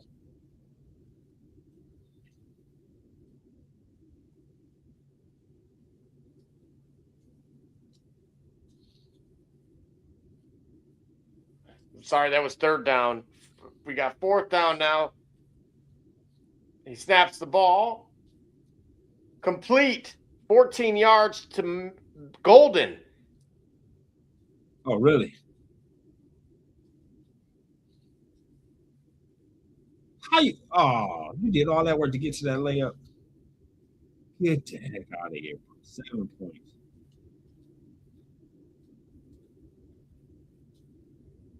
This is crazy.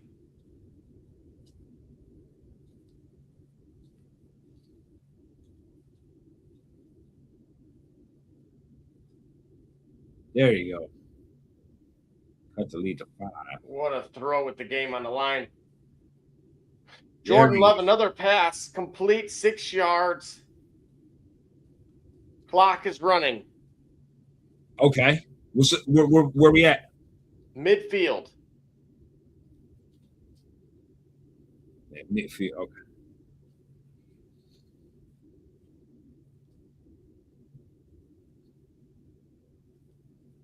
Is there some late game magic in the cards? Well, for both teams, really. Like, this game wasn't close for a while. It had gotten away, but boy, any given Saturday, I guess, huh? Yeah, 2nd and 3 again from midfield. Pass is incomplete. Bringing up yet another 3rd down. Took a shot.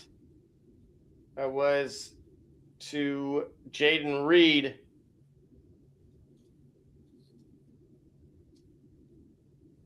You gotta play better defense than that. He did all that work. What is this?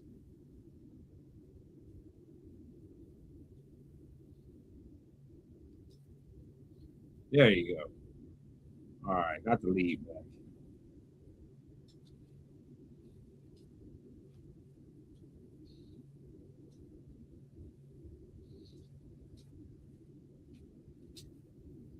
There we go. 4 points.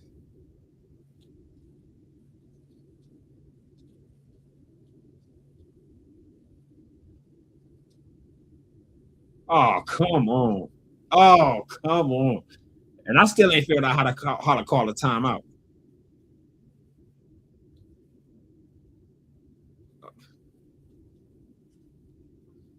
All right. Speaking of timeouts, Green Bay has just used their last one. It is 1st and 10. 44 seconds remaining.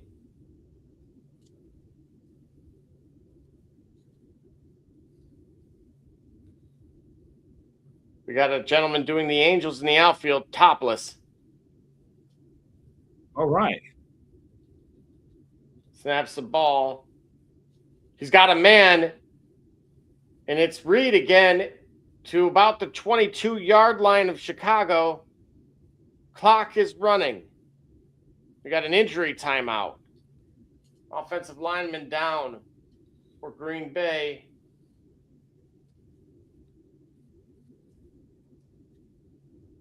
There we go. 2 seconds.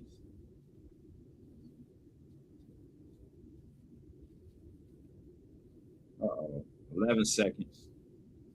Oh, for the last shot. Come on. There you go. Got it. Are you serious?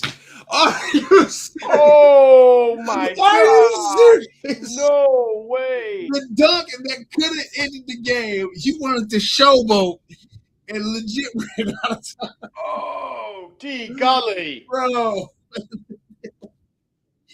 On the game-winning dunk, he decides to put the ball in the hoop. That's all you got to do. Very simple exercise. You want to showboat, legit ran out of time. Oh, my goodness. Oh. Big number 75 being carried off the field with some help walking gingerly. Safe to say, with some good timing on the injury front. Yeah. Caleb Williams, nothing he could do but watch. Valiant effort thus far. 22-yard line, 19 seconds to go. Here we go. Jordan Love feels the pressure, almost picked off. He's looking for Watson.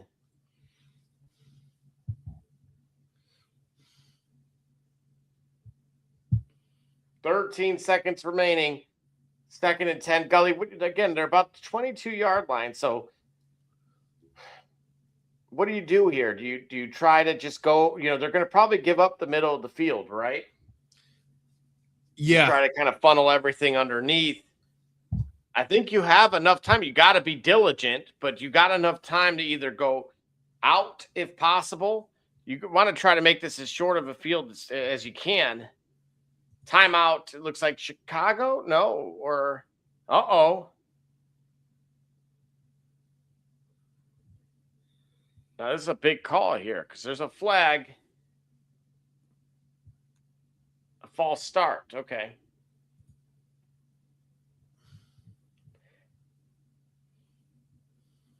All right, so we got 13 seconds remaining. 2nd and 15 from about the Chicago 27.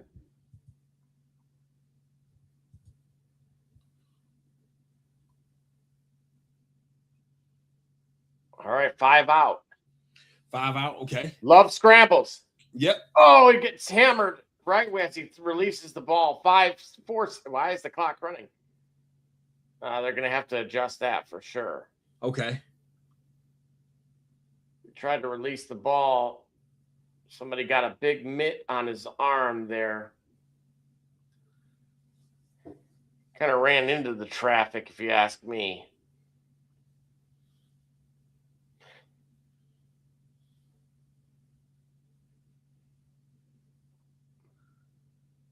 Okay, 3rd down. 7 seconds put back on the clock.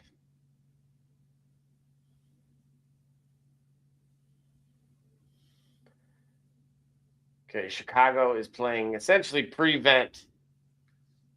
They have everybody about. Love loses the ball. Trouble with the snap. They're only rushing 3. Love heaves it. And it's short. This game is over. Oh, wow.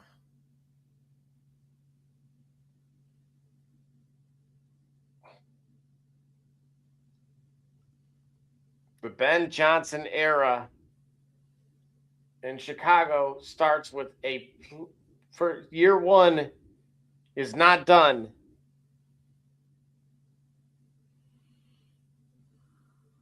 Lions fans, do what you got to do to get Mike McDaniel in that.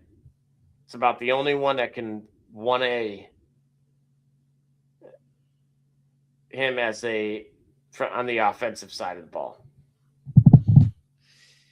So wait a minute. So like I said, considering how this game looked for much of the game, I might want to revisit that question that you might have about Flynn, because they had LaFleur, yeah, they had a pretty good handle on the game up until the 4th quarter. So, imagine you playing winning football, or you believe you're playing winning football, and it's just in a matter of a couple plays, right? Any given Sunday, I guess, or any given Saturday night, it changes, and it changed quite quickly for them. I still don't know if you want to jump out the tree and just move on, but you do have a year left on your original deal. Do you make a change that quickly, or do you just look at this season as one that is unfortunate and use it to kind of build on, and you just still, you still hold on? Because, not every quarterback, not every coach wins every year, right? I mean, that's stating the obvious, but haven't you seen where this team can go? And do you really feel like you need to change directions now because do you really feel like you've seen the best that you can get out of your? Yeah, I mean, that's interesting. Do you really feel like you've seen the best of them? All right, we have some real American freestyle, I believe. Is that concluded for this evening? No.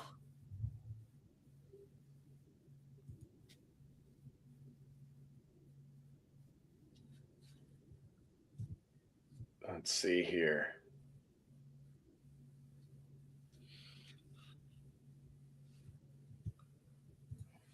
Yeah, we got RAF 5 going on. Looks like from a few hours ago, there was a mistake in the statement sent this afternoon. Stephen Buchanan did not miss weight for a scheduled match against Pat Downey. He will, however, be going against Yoel Romero this evening, and Izzy Martinez and the rest of the team apologize for releasing the wrong information. Oh, okay. All right.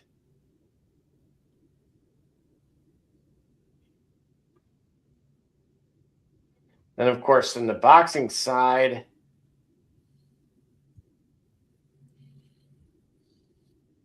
we have Dalton Smith going on this evening as well.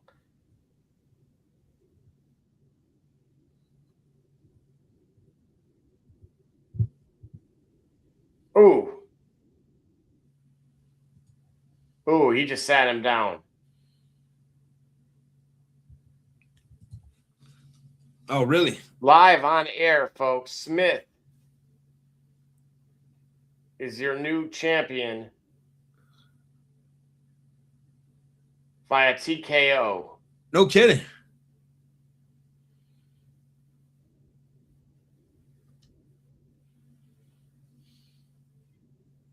Wow.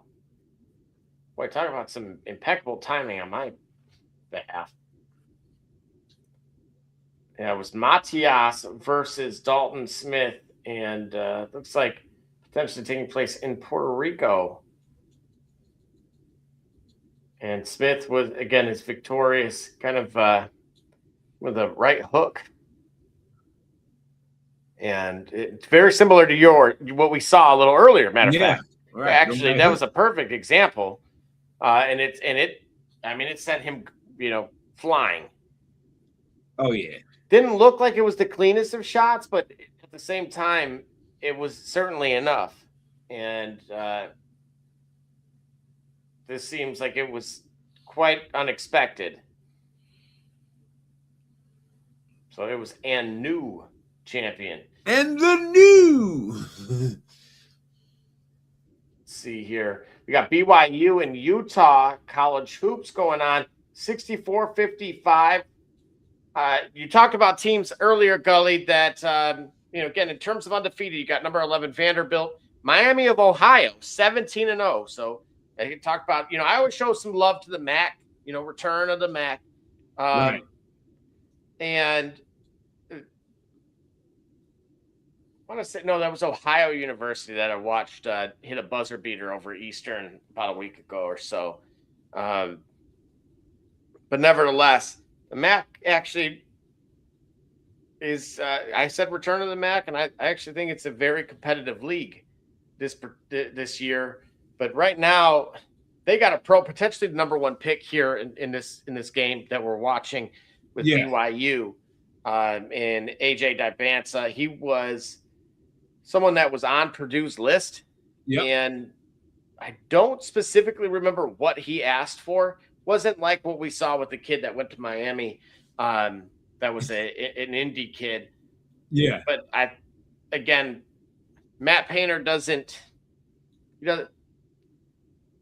I always think he would budge for the right guy, but you really got to check a lot of boxes. And again, to me, the number one pick potentially. If this were a year from now, I think he would have done it. Yeah. Just because in a year from now, there's no Fletcher Lawyer, there's no Braden Smith, Trey Kaufman, Wren, Clough. You know what I mean? Like your whole starting five basically is gone. Right. I'll be honest. Outside of the kid that they'd gotten from, I think, Israel or something. Yeah. They don't really have much.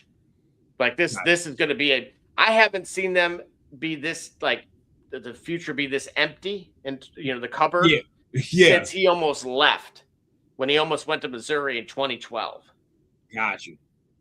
But yeah, in terms of teams that look legit to me, absolutely Iowa State. I mean, they beat the brakes off Purdue.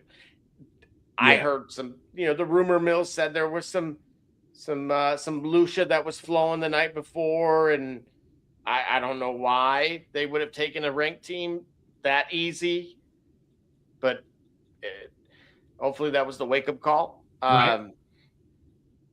But this is a rivalry game, of course, Utah versus BYU, and they're up 10 with 10 minutes remaining. Okay. At the other team's place. So I think they're legit. Remember, they went to either the Sweet 16 or Elite 8 a year ago. And I'm trying to remember, there was a Purdue kid on that team then, but I don't believe he's there now. I think he was a senior. But yeah, so I would say those 5 for sure. Sorry, Michigan fans. Your guards were trash money records. AJ Burnett and homie from Ohio State. He left Ohio State because he was benched. Yeah.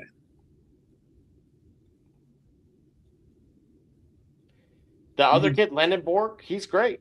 Great player. Mara, trash. Trash. Just tall. Just tall. Just tall. And then, of course, they've been hanging on their marquee wins. Yes, they were the first team ever to beat 3 teams by 30 points consecutively. Great. Those teams were trash. Those teams were trash. Gonzaga, I love that Gonzaga's ranked because they have Graham Ike. Like the Gonzaga team of 2 years ago was better than this year's Gonzaga team. Yeah. Okay. So, no, I'm not impressed. Not in the slightest. Oh, my goodness. What do we have going on here? Need for Speed, Porsche Unleashed. Classic racing game. Oh, I'm struggling, though. I got this 959. I need to go ahead and get. I'm well behind. I'm well behind first and second place. Oh, Bob, I got my drifting together. So now we should be all right. Be able to create some distance. Take a minute for you to get back familiar with the controls. I've been saying that for weeks. But it's true. Oh, there we go. Yeah, now I done caught it. Now I done figured it out. That turn been killing me before I got the stream back. That turn was killing me. Uh-oh. Oh. That turn killed me too.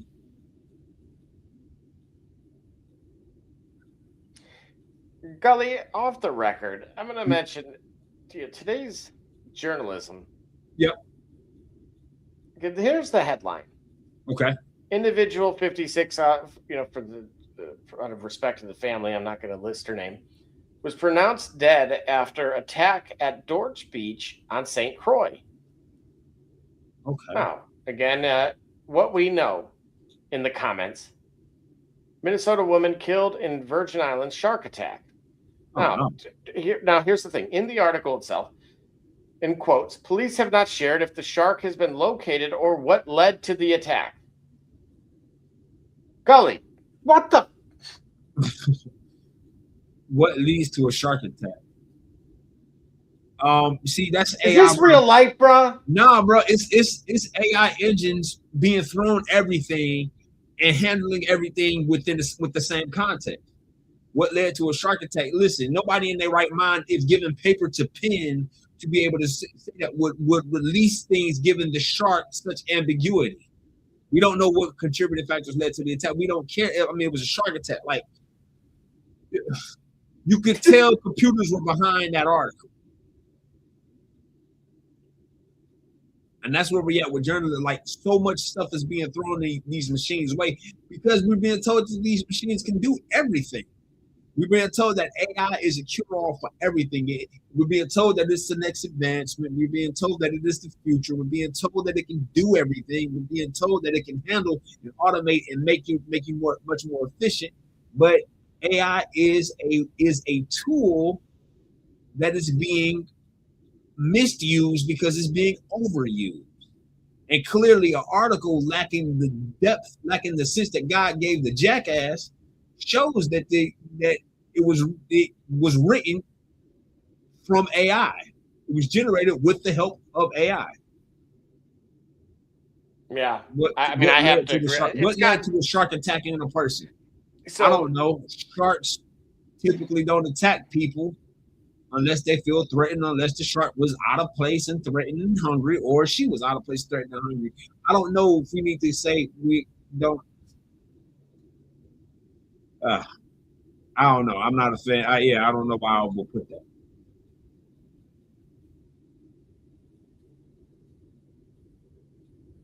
I'm gonna beat this car up, and I'm not gonna get. I got to get to second place. I got my gripper together. Oh man, I had this game when the first Fast and Furious came out, and I think I played this game till like 3 in the morning for weeks.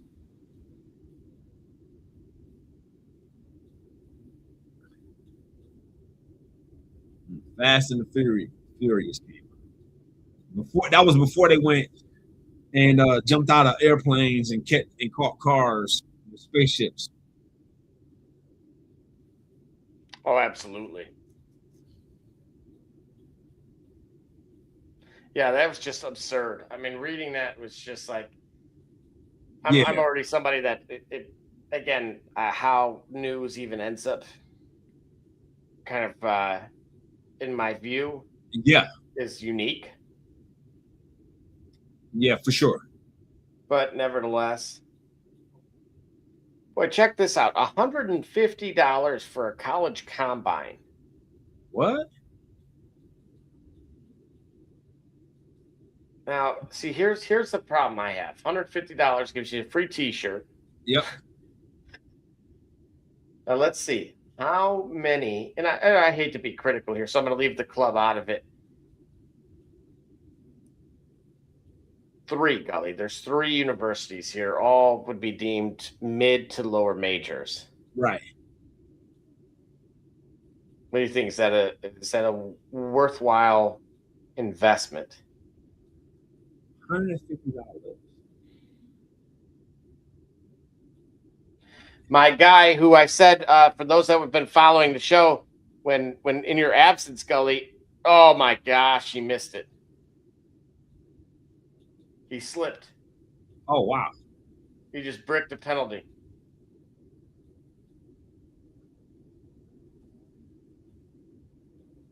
What?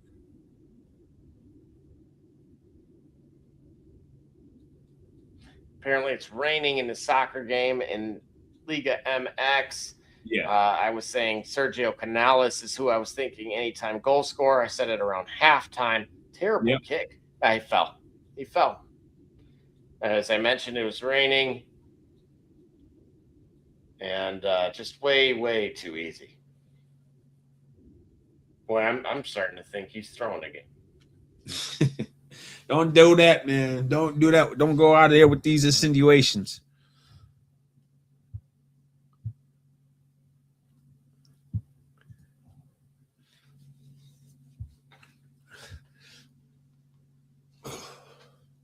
Brutal. Got San Diego State 28-13 over Fresno. Nevada, with 4 minutes remaining, up 80-72 versus Wyoming. And again, at number 9, BYU, I think that's going to definitely change. Up 74-68. Utah certainly making things a little bit more challenging here for them. Vegas Golden Knights in the hockey front, they were winners just the other day, but they were in a really rough spot. Up 3-1 versus St. Louis. And then, of course, we got a tie going into the third period between Edmonton and the LA Kings, 2-all. All right. All right, Gully. Tomorrow we got some games, dude, on the, of course, and wild card weekend. Yeah, who we got tomorrow? 1 o'clock, Buffalo, Jacksonville. Well, we know who Pete's picking. Circle the That's right. wagons, Nobody ladies and circles the wagons. Who do you have, D. Gully, in Duval? Ooh, I'm going with Buffalo. I'm going with Buffalo to win.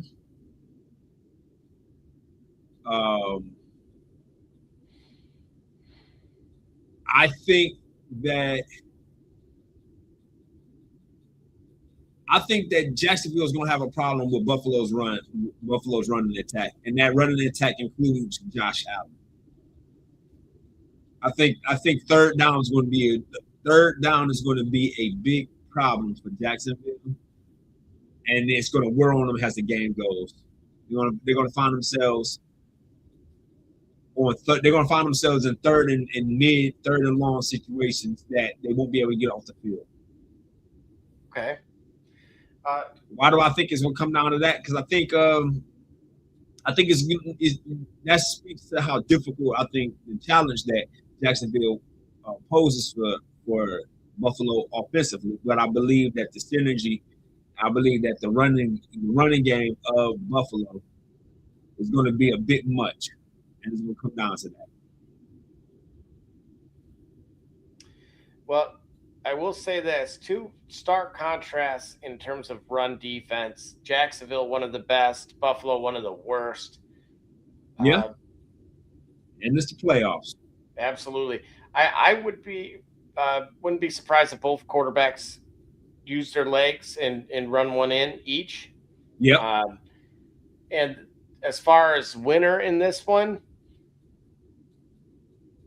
boy, I mean, again, I'm with you and Pete. I think Buffalo should be the better team. However, I've been proven wrong quite a bit when it came to Jacksonville, but I did give their defense some props early in the year when not many people were giving them much credit at all. And that is why there's some hesitancy in my voice, because, it's been a while for them. And I actually think offensively they have enough of a supporting cast to hang in there. Yeah. Then at 4:30, we have San Francisco at Philly. Ooh-wee. That is a tough matchup. That is a tough outing there. It's been a very peculiar season for the defending Super Bowl champs. Mm-hmm. And as hot as San Francisco is, it's going to get more peculiar. Is the tush push the only weapon that Philadelphia has to stop the other dynamic tough team that San Francisco is? Of all the noise being made about A.J. Brown's involvement or lack thereof in the regular season and in the grand scheme of things, it's the playoffs. A lot of that can be put to bed. All said, this game is in Philadelphia. Correct. At Lincoln Financial Field. That's right.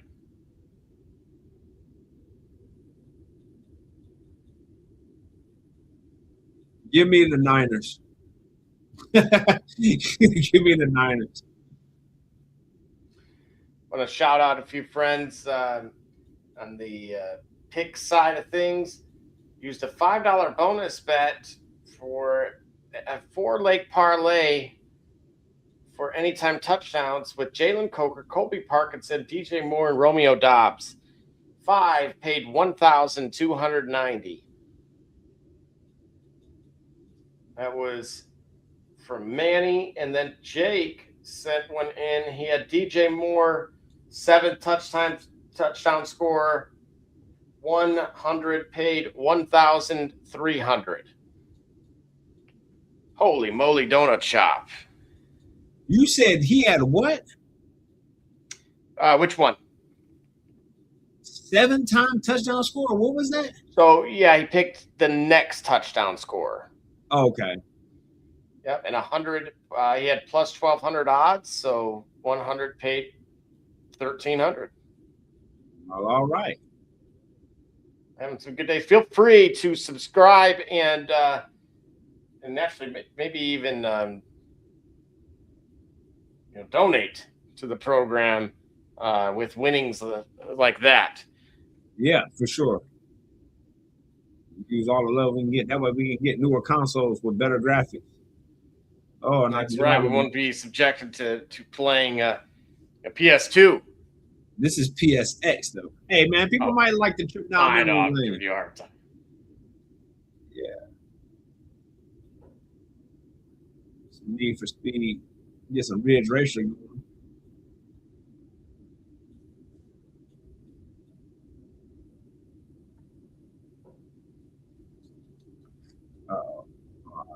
And then what about Monday's game?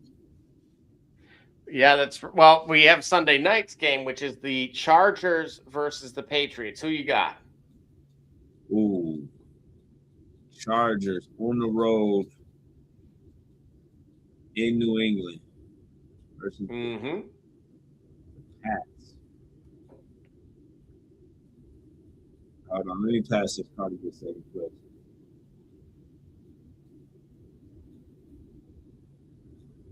Boy, you really struggled with that particular vehicle. Say again. Well, all right. At least you got there. Second. Yeah. Boy, ace, man. Did you see the time? Yeah. Holy moly.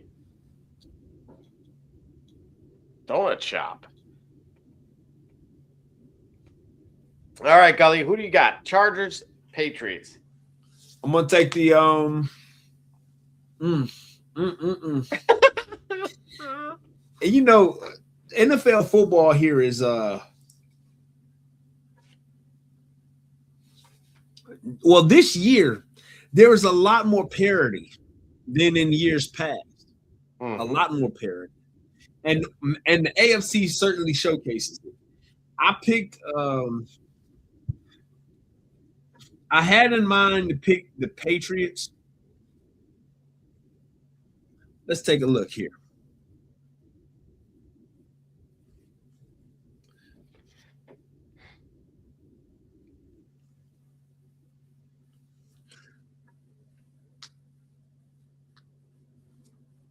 I have in mind to pick the Patriots, and I just don't really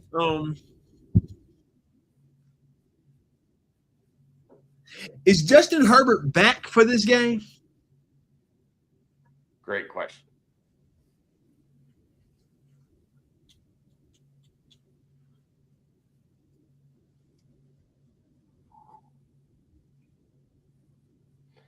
Let's find out.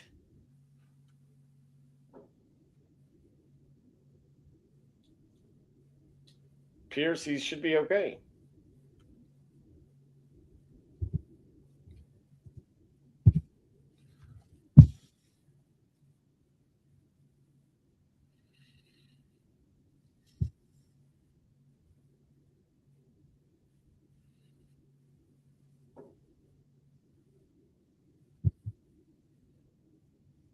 Yeah, full participant Wednesday's practice.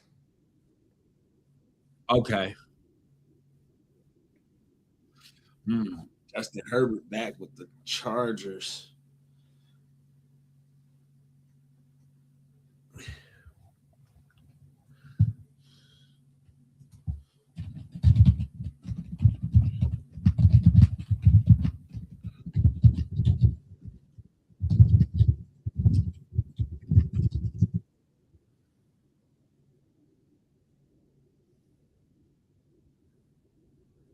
Yeah, I'll go with the Patriots tomorrow at home. All right. Tomorrow evening at home. I think Drake May and company. Have got. They're surprising. I mean, it's surprising how good they are, considering it seems like it's out of nowhere. Like a lot of teams are really good this year. You know what I'm saying? And they're among one of them.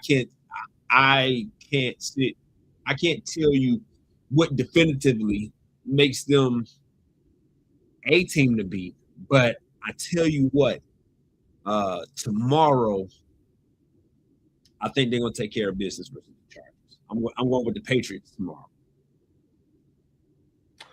All right, and that leaves this 4-5 matchup, Steelers at Texans. There's always one. There's always an upset. There's always a dark horse. There's always a team that has no business winning. And if we look at what we've seen today, none of the teams that had no business winning won. The Panthers had no business winning, and they didn't. The Packers had no business winning, and they didn't. Therefore, there's only one team that has no business winning, and it will. And that is the Pittsburgh Steelers. Book it. Steelers win in a pretty thoroughly complete game, in which case we see a classic smash mouth game played by them offensively, and we see the touches of the golden era of Aaron Rodgers. And I'm picking the Steelers, having gotten into the playoffs, recognizing the opportunity, basically on the intangibles. I'm picking the Steelers on the intangibles. Tangibly, they will need to worry about the passing game of the Houston Texans. And if they don't have that together, then my pick and my vote of confidence in them goes all out the window. But I'm counting on them being able to solve that problem and be able to look at offensively what the Steelers can do, irrespective of personnel of the defense, irrespective of the opposition. I think that they are going to, be the upset special of the playoffs. And I'm going to pick the Steelers. All right. And there you have it. Gully, any final thoughts from you before we conclude this evening's show? Final thoughts. Again, I said a lot of things, and I'm going with what I see now. And it is the reason why he's giving you the picks, the bets, and the parlays, the reason why Double J gives you the picks, the bets, and the parlays is because for me, I recognize it could all be out the window. Everything that I'm saying to you now is because of I'm looking at it right now in the moment. In the NFL this year, so much parity. It's really wide open. Anybody with a solid argument for any team to win the Super Bowl probably can get I probably would concur. Even though I picked the Steelers, somebody could talk to me enough to say, hey, you know what, a magical run from the Houston Texans is in the cards. I wouldn't have an argument against it necessarily, but that speaks to the parity in the NFL. That's great this year that we don't have the teams that we just know for sure are going to win, right? Because the last time we had that, everybody hated them. It was the Kansas City Chiefs. We don't have that this year. So that being said, look forward to some great, interesting actions, and look forward to these teams in this playoff run, in this first week of playoff action, stating their case on why exactly they be a champion. I think the Steelers are among those teams that can surprise you. And if we're talking about it in terms of college basketball, the Steelers are a bracket buster for sure. As far as the national championship, we have the Indiana Hoosiers, the Miami Hurricanes. We got Big Ten, ACC, right?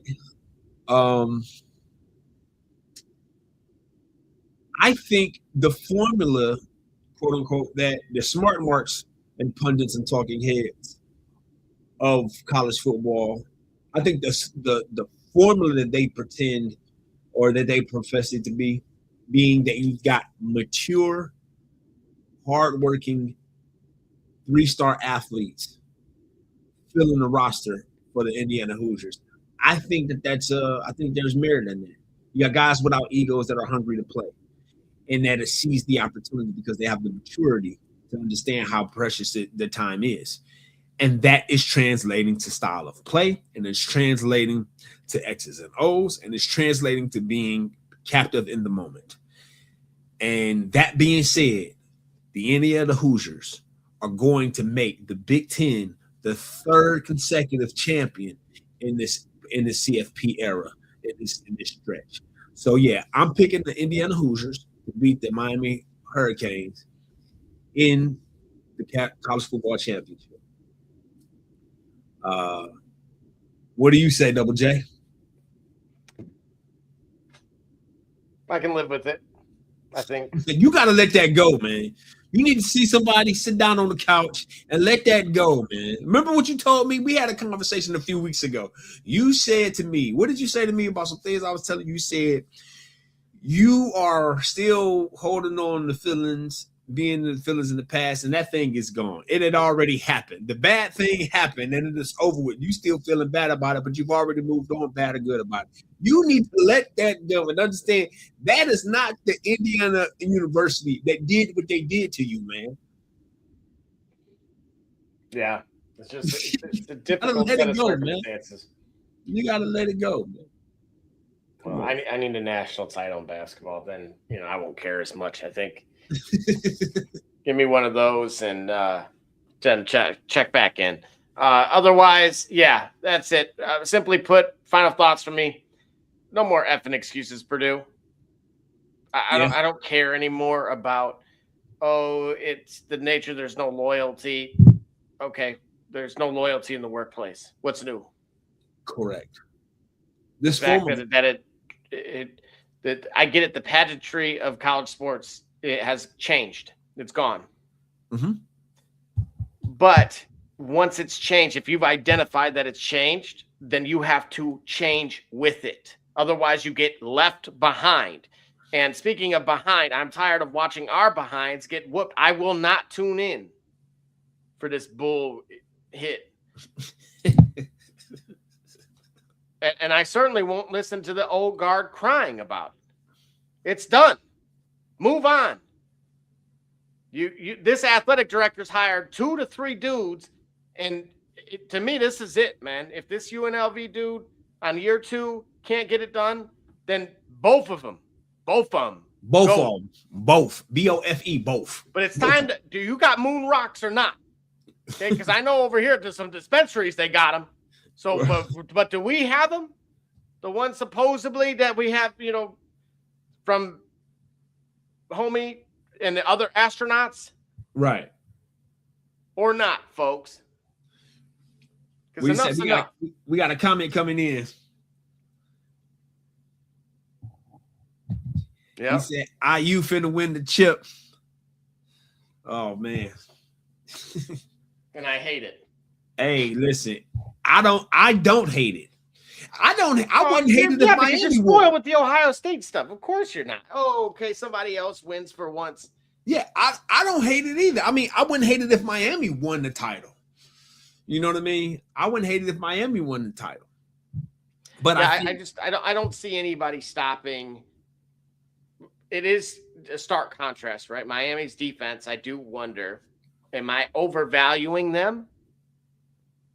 Well, I'll tell you what, that cornerback, yo, if he get to play hands, like, you know what I'm saying? If he get to do that, then Indiana might have a problem. You say born and raised IU, a long time coming. You're not lying. Yeah, I mean, losing his program in college sports, if they can win, then anybody can win, literally. And that's the beauty of where it is. And that's the only positive I have is that, you know what? If they did it, then so can my school, your school, and anybody else's for that matter. And maybe his formula for success becomes the new flavor, right?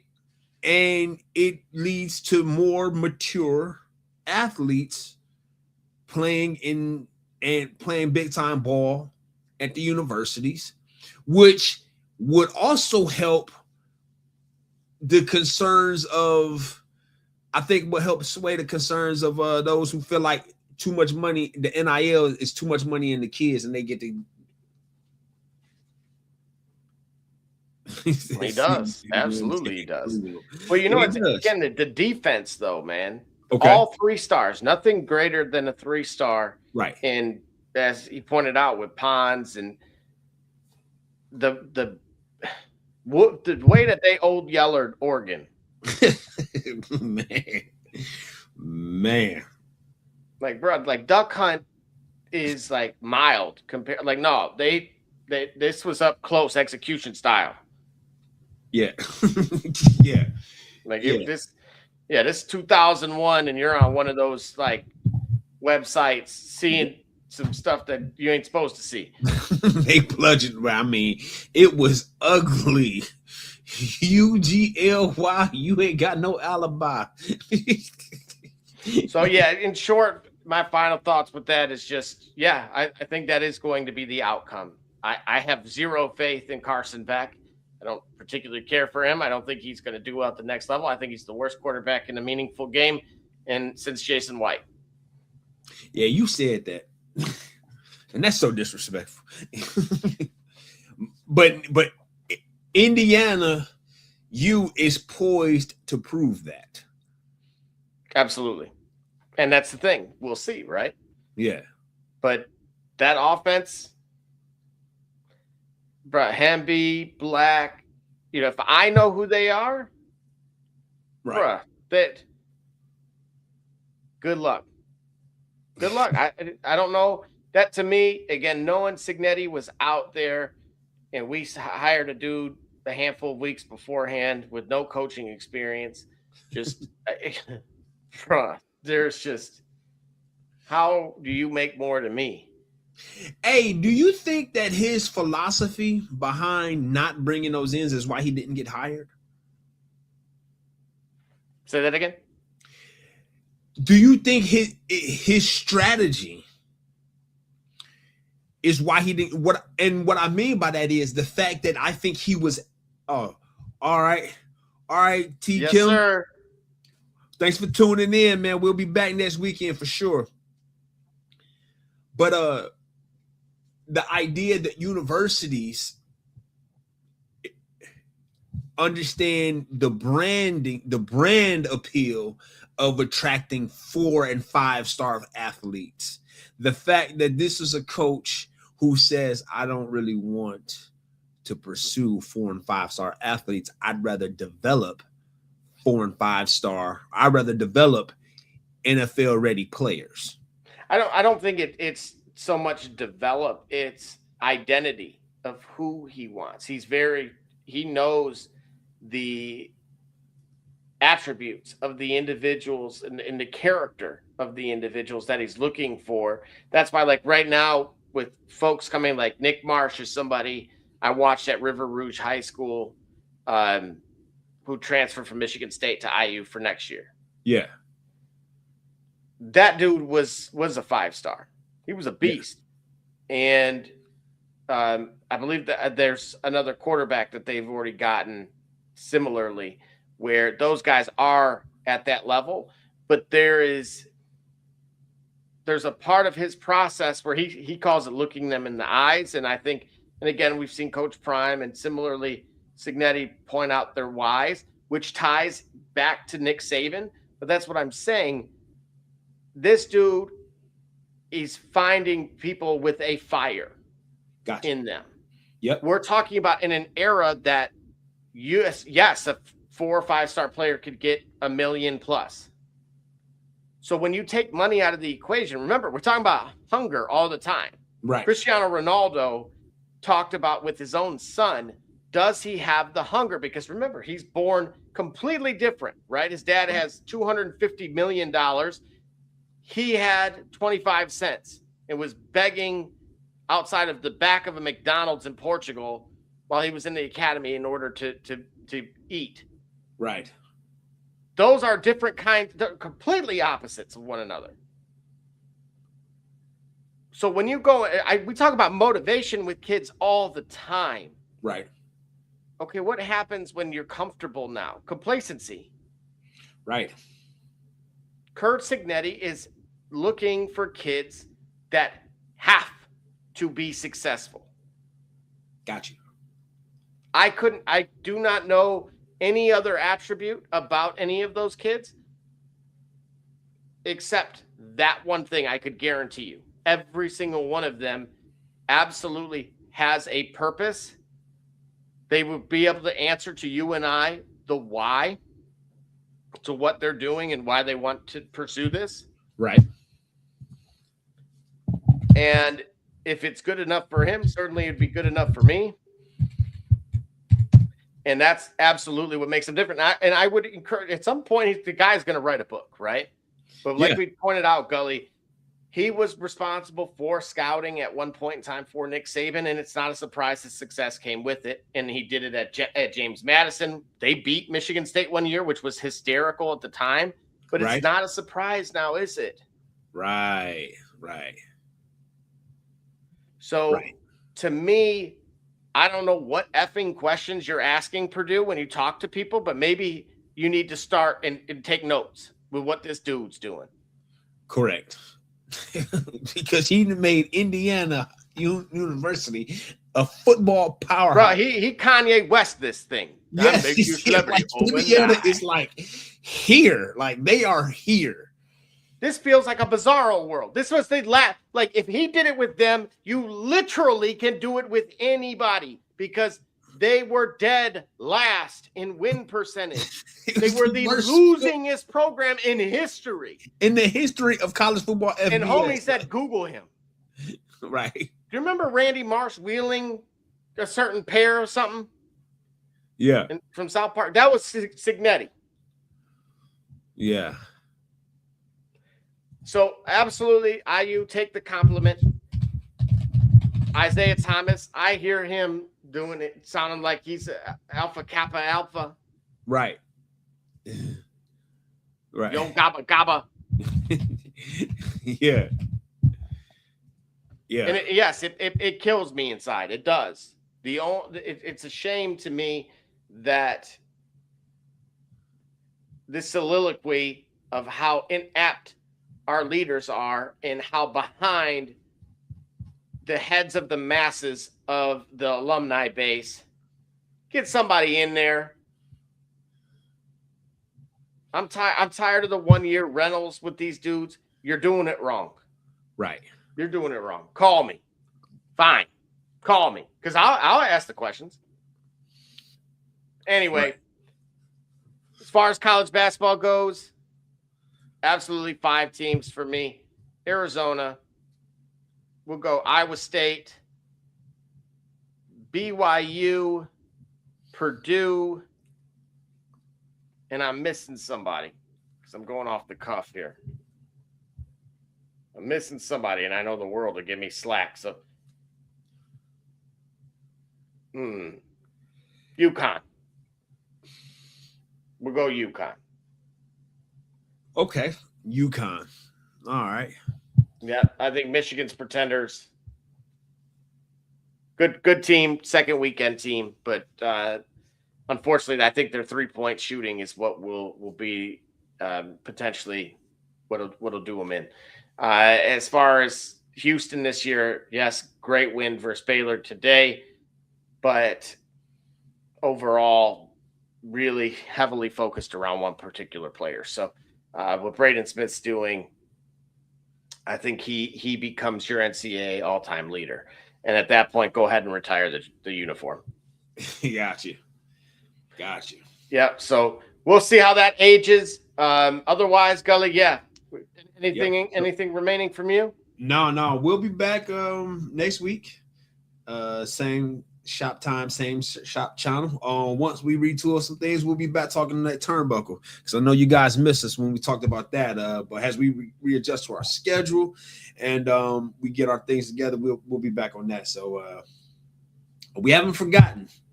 Believe me, it's a lot to talk about there, but we'll get that together. So always want to shout out our host, Barbershop, getting his stuff together as he prepares for his next venture.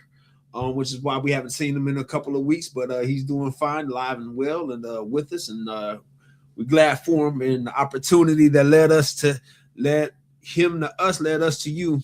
We appreciate him for that. And I do have to ask you this though. Yeah, I do need to gauge your thoughts on this. Dennis Schroeder was suspended 3 games. Yeah, him and Luka got into it. Yeah. Luka told him he should have signed that contract. Yeah. In reference to that 4-year, $82 million extension that, of course, Schroeder had declined from the Lakers a few years ago. Right. After the buzzer, he went after Luka. Yeah. Telling him he cannot call him a female dog and pretend everything is fine off the court.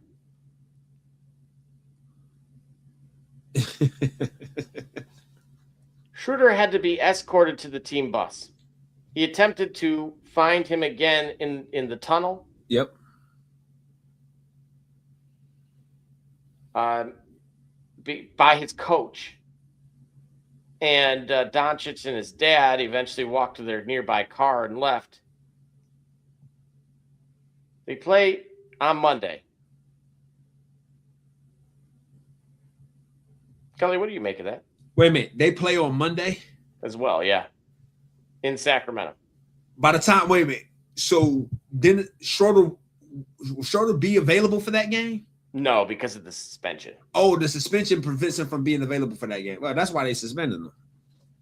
Because I think they believe him. That's why I think they believe him. I think they know who they got with Dennis Schroeder. I think they know who they got in world champion Dennis Schroeder. Mm-hmm. Yeah. And so they believe him. That's how we're doing it. All right. How about that, barbershop? Yeah. World champion Dennis Schroeder. Oh, man. Yeah. Play the Peanuts song. That's all we got. We'll see y'all in a week. You can see y'all in a week. And like you say, next time you want to know what's really going on, come to the shop. Why? Walk-ins are always welcome. Holla. Play that funky music.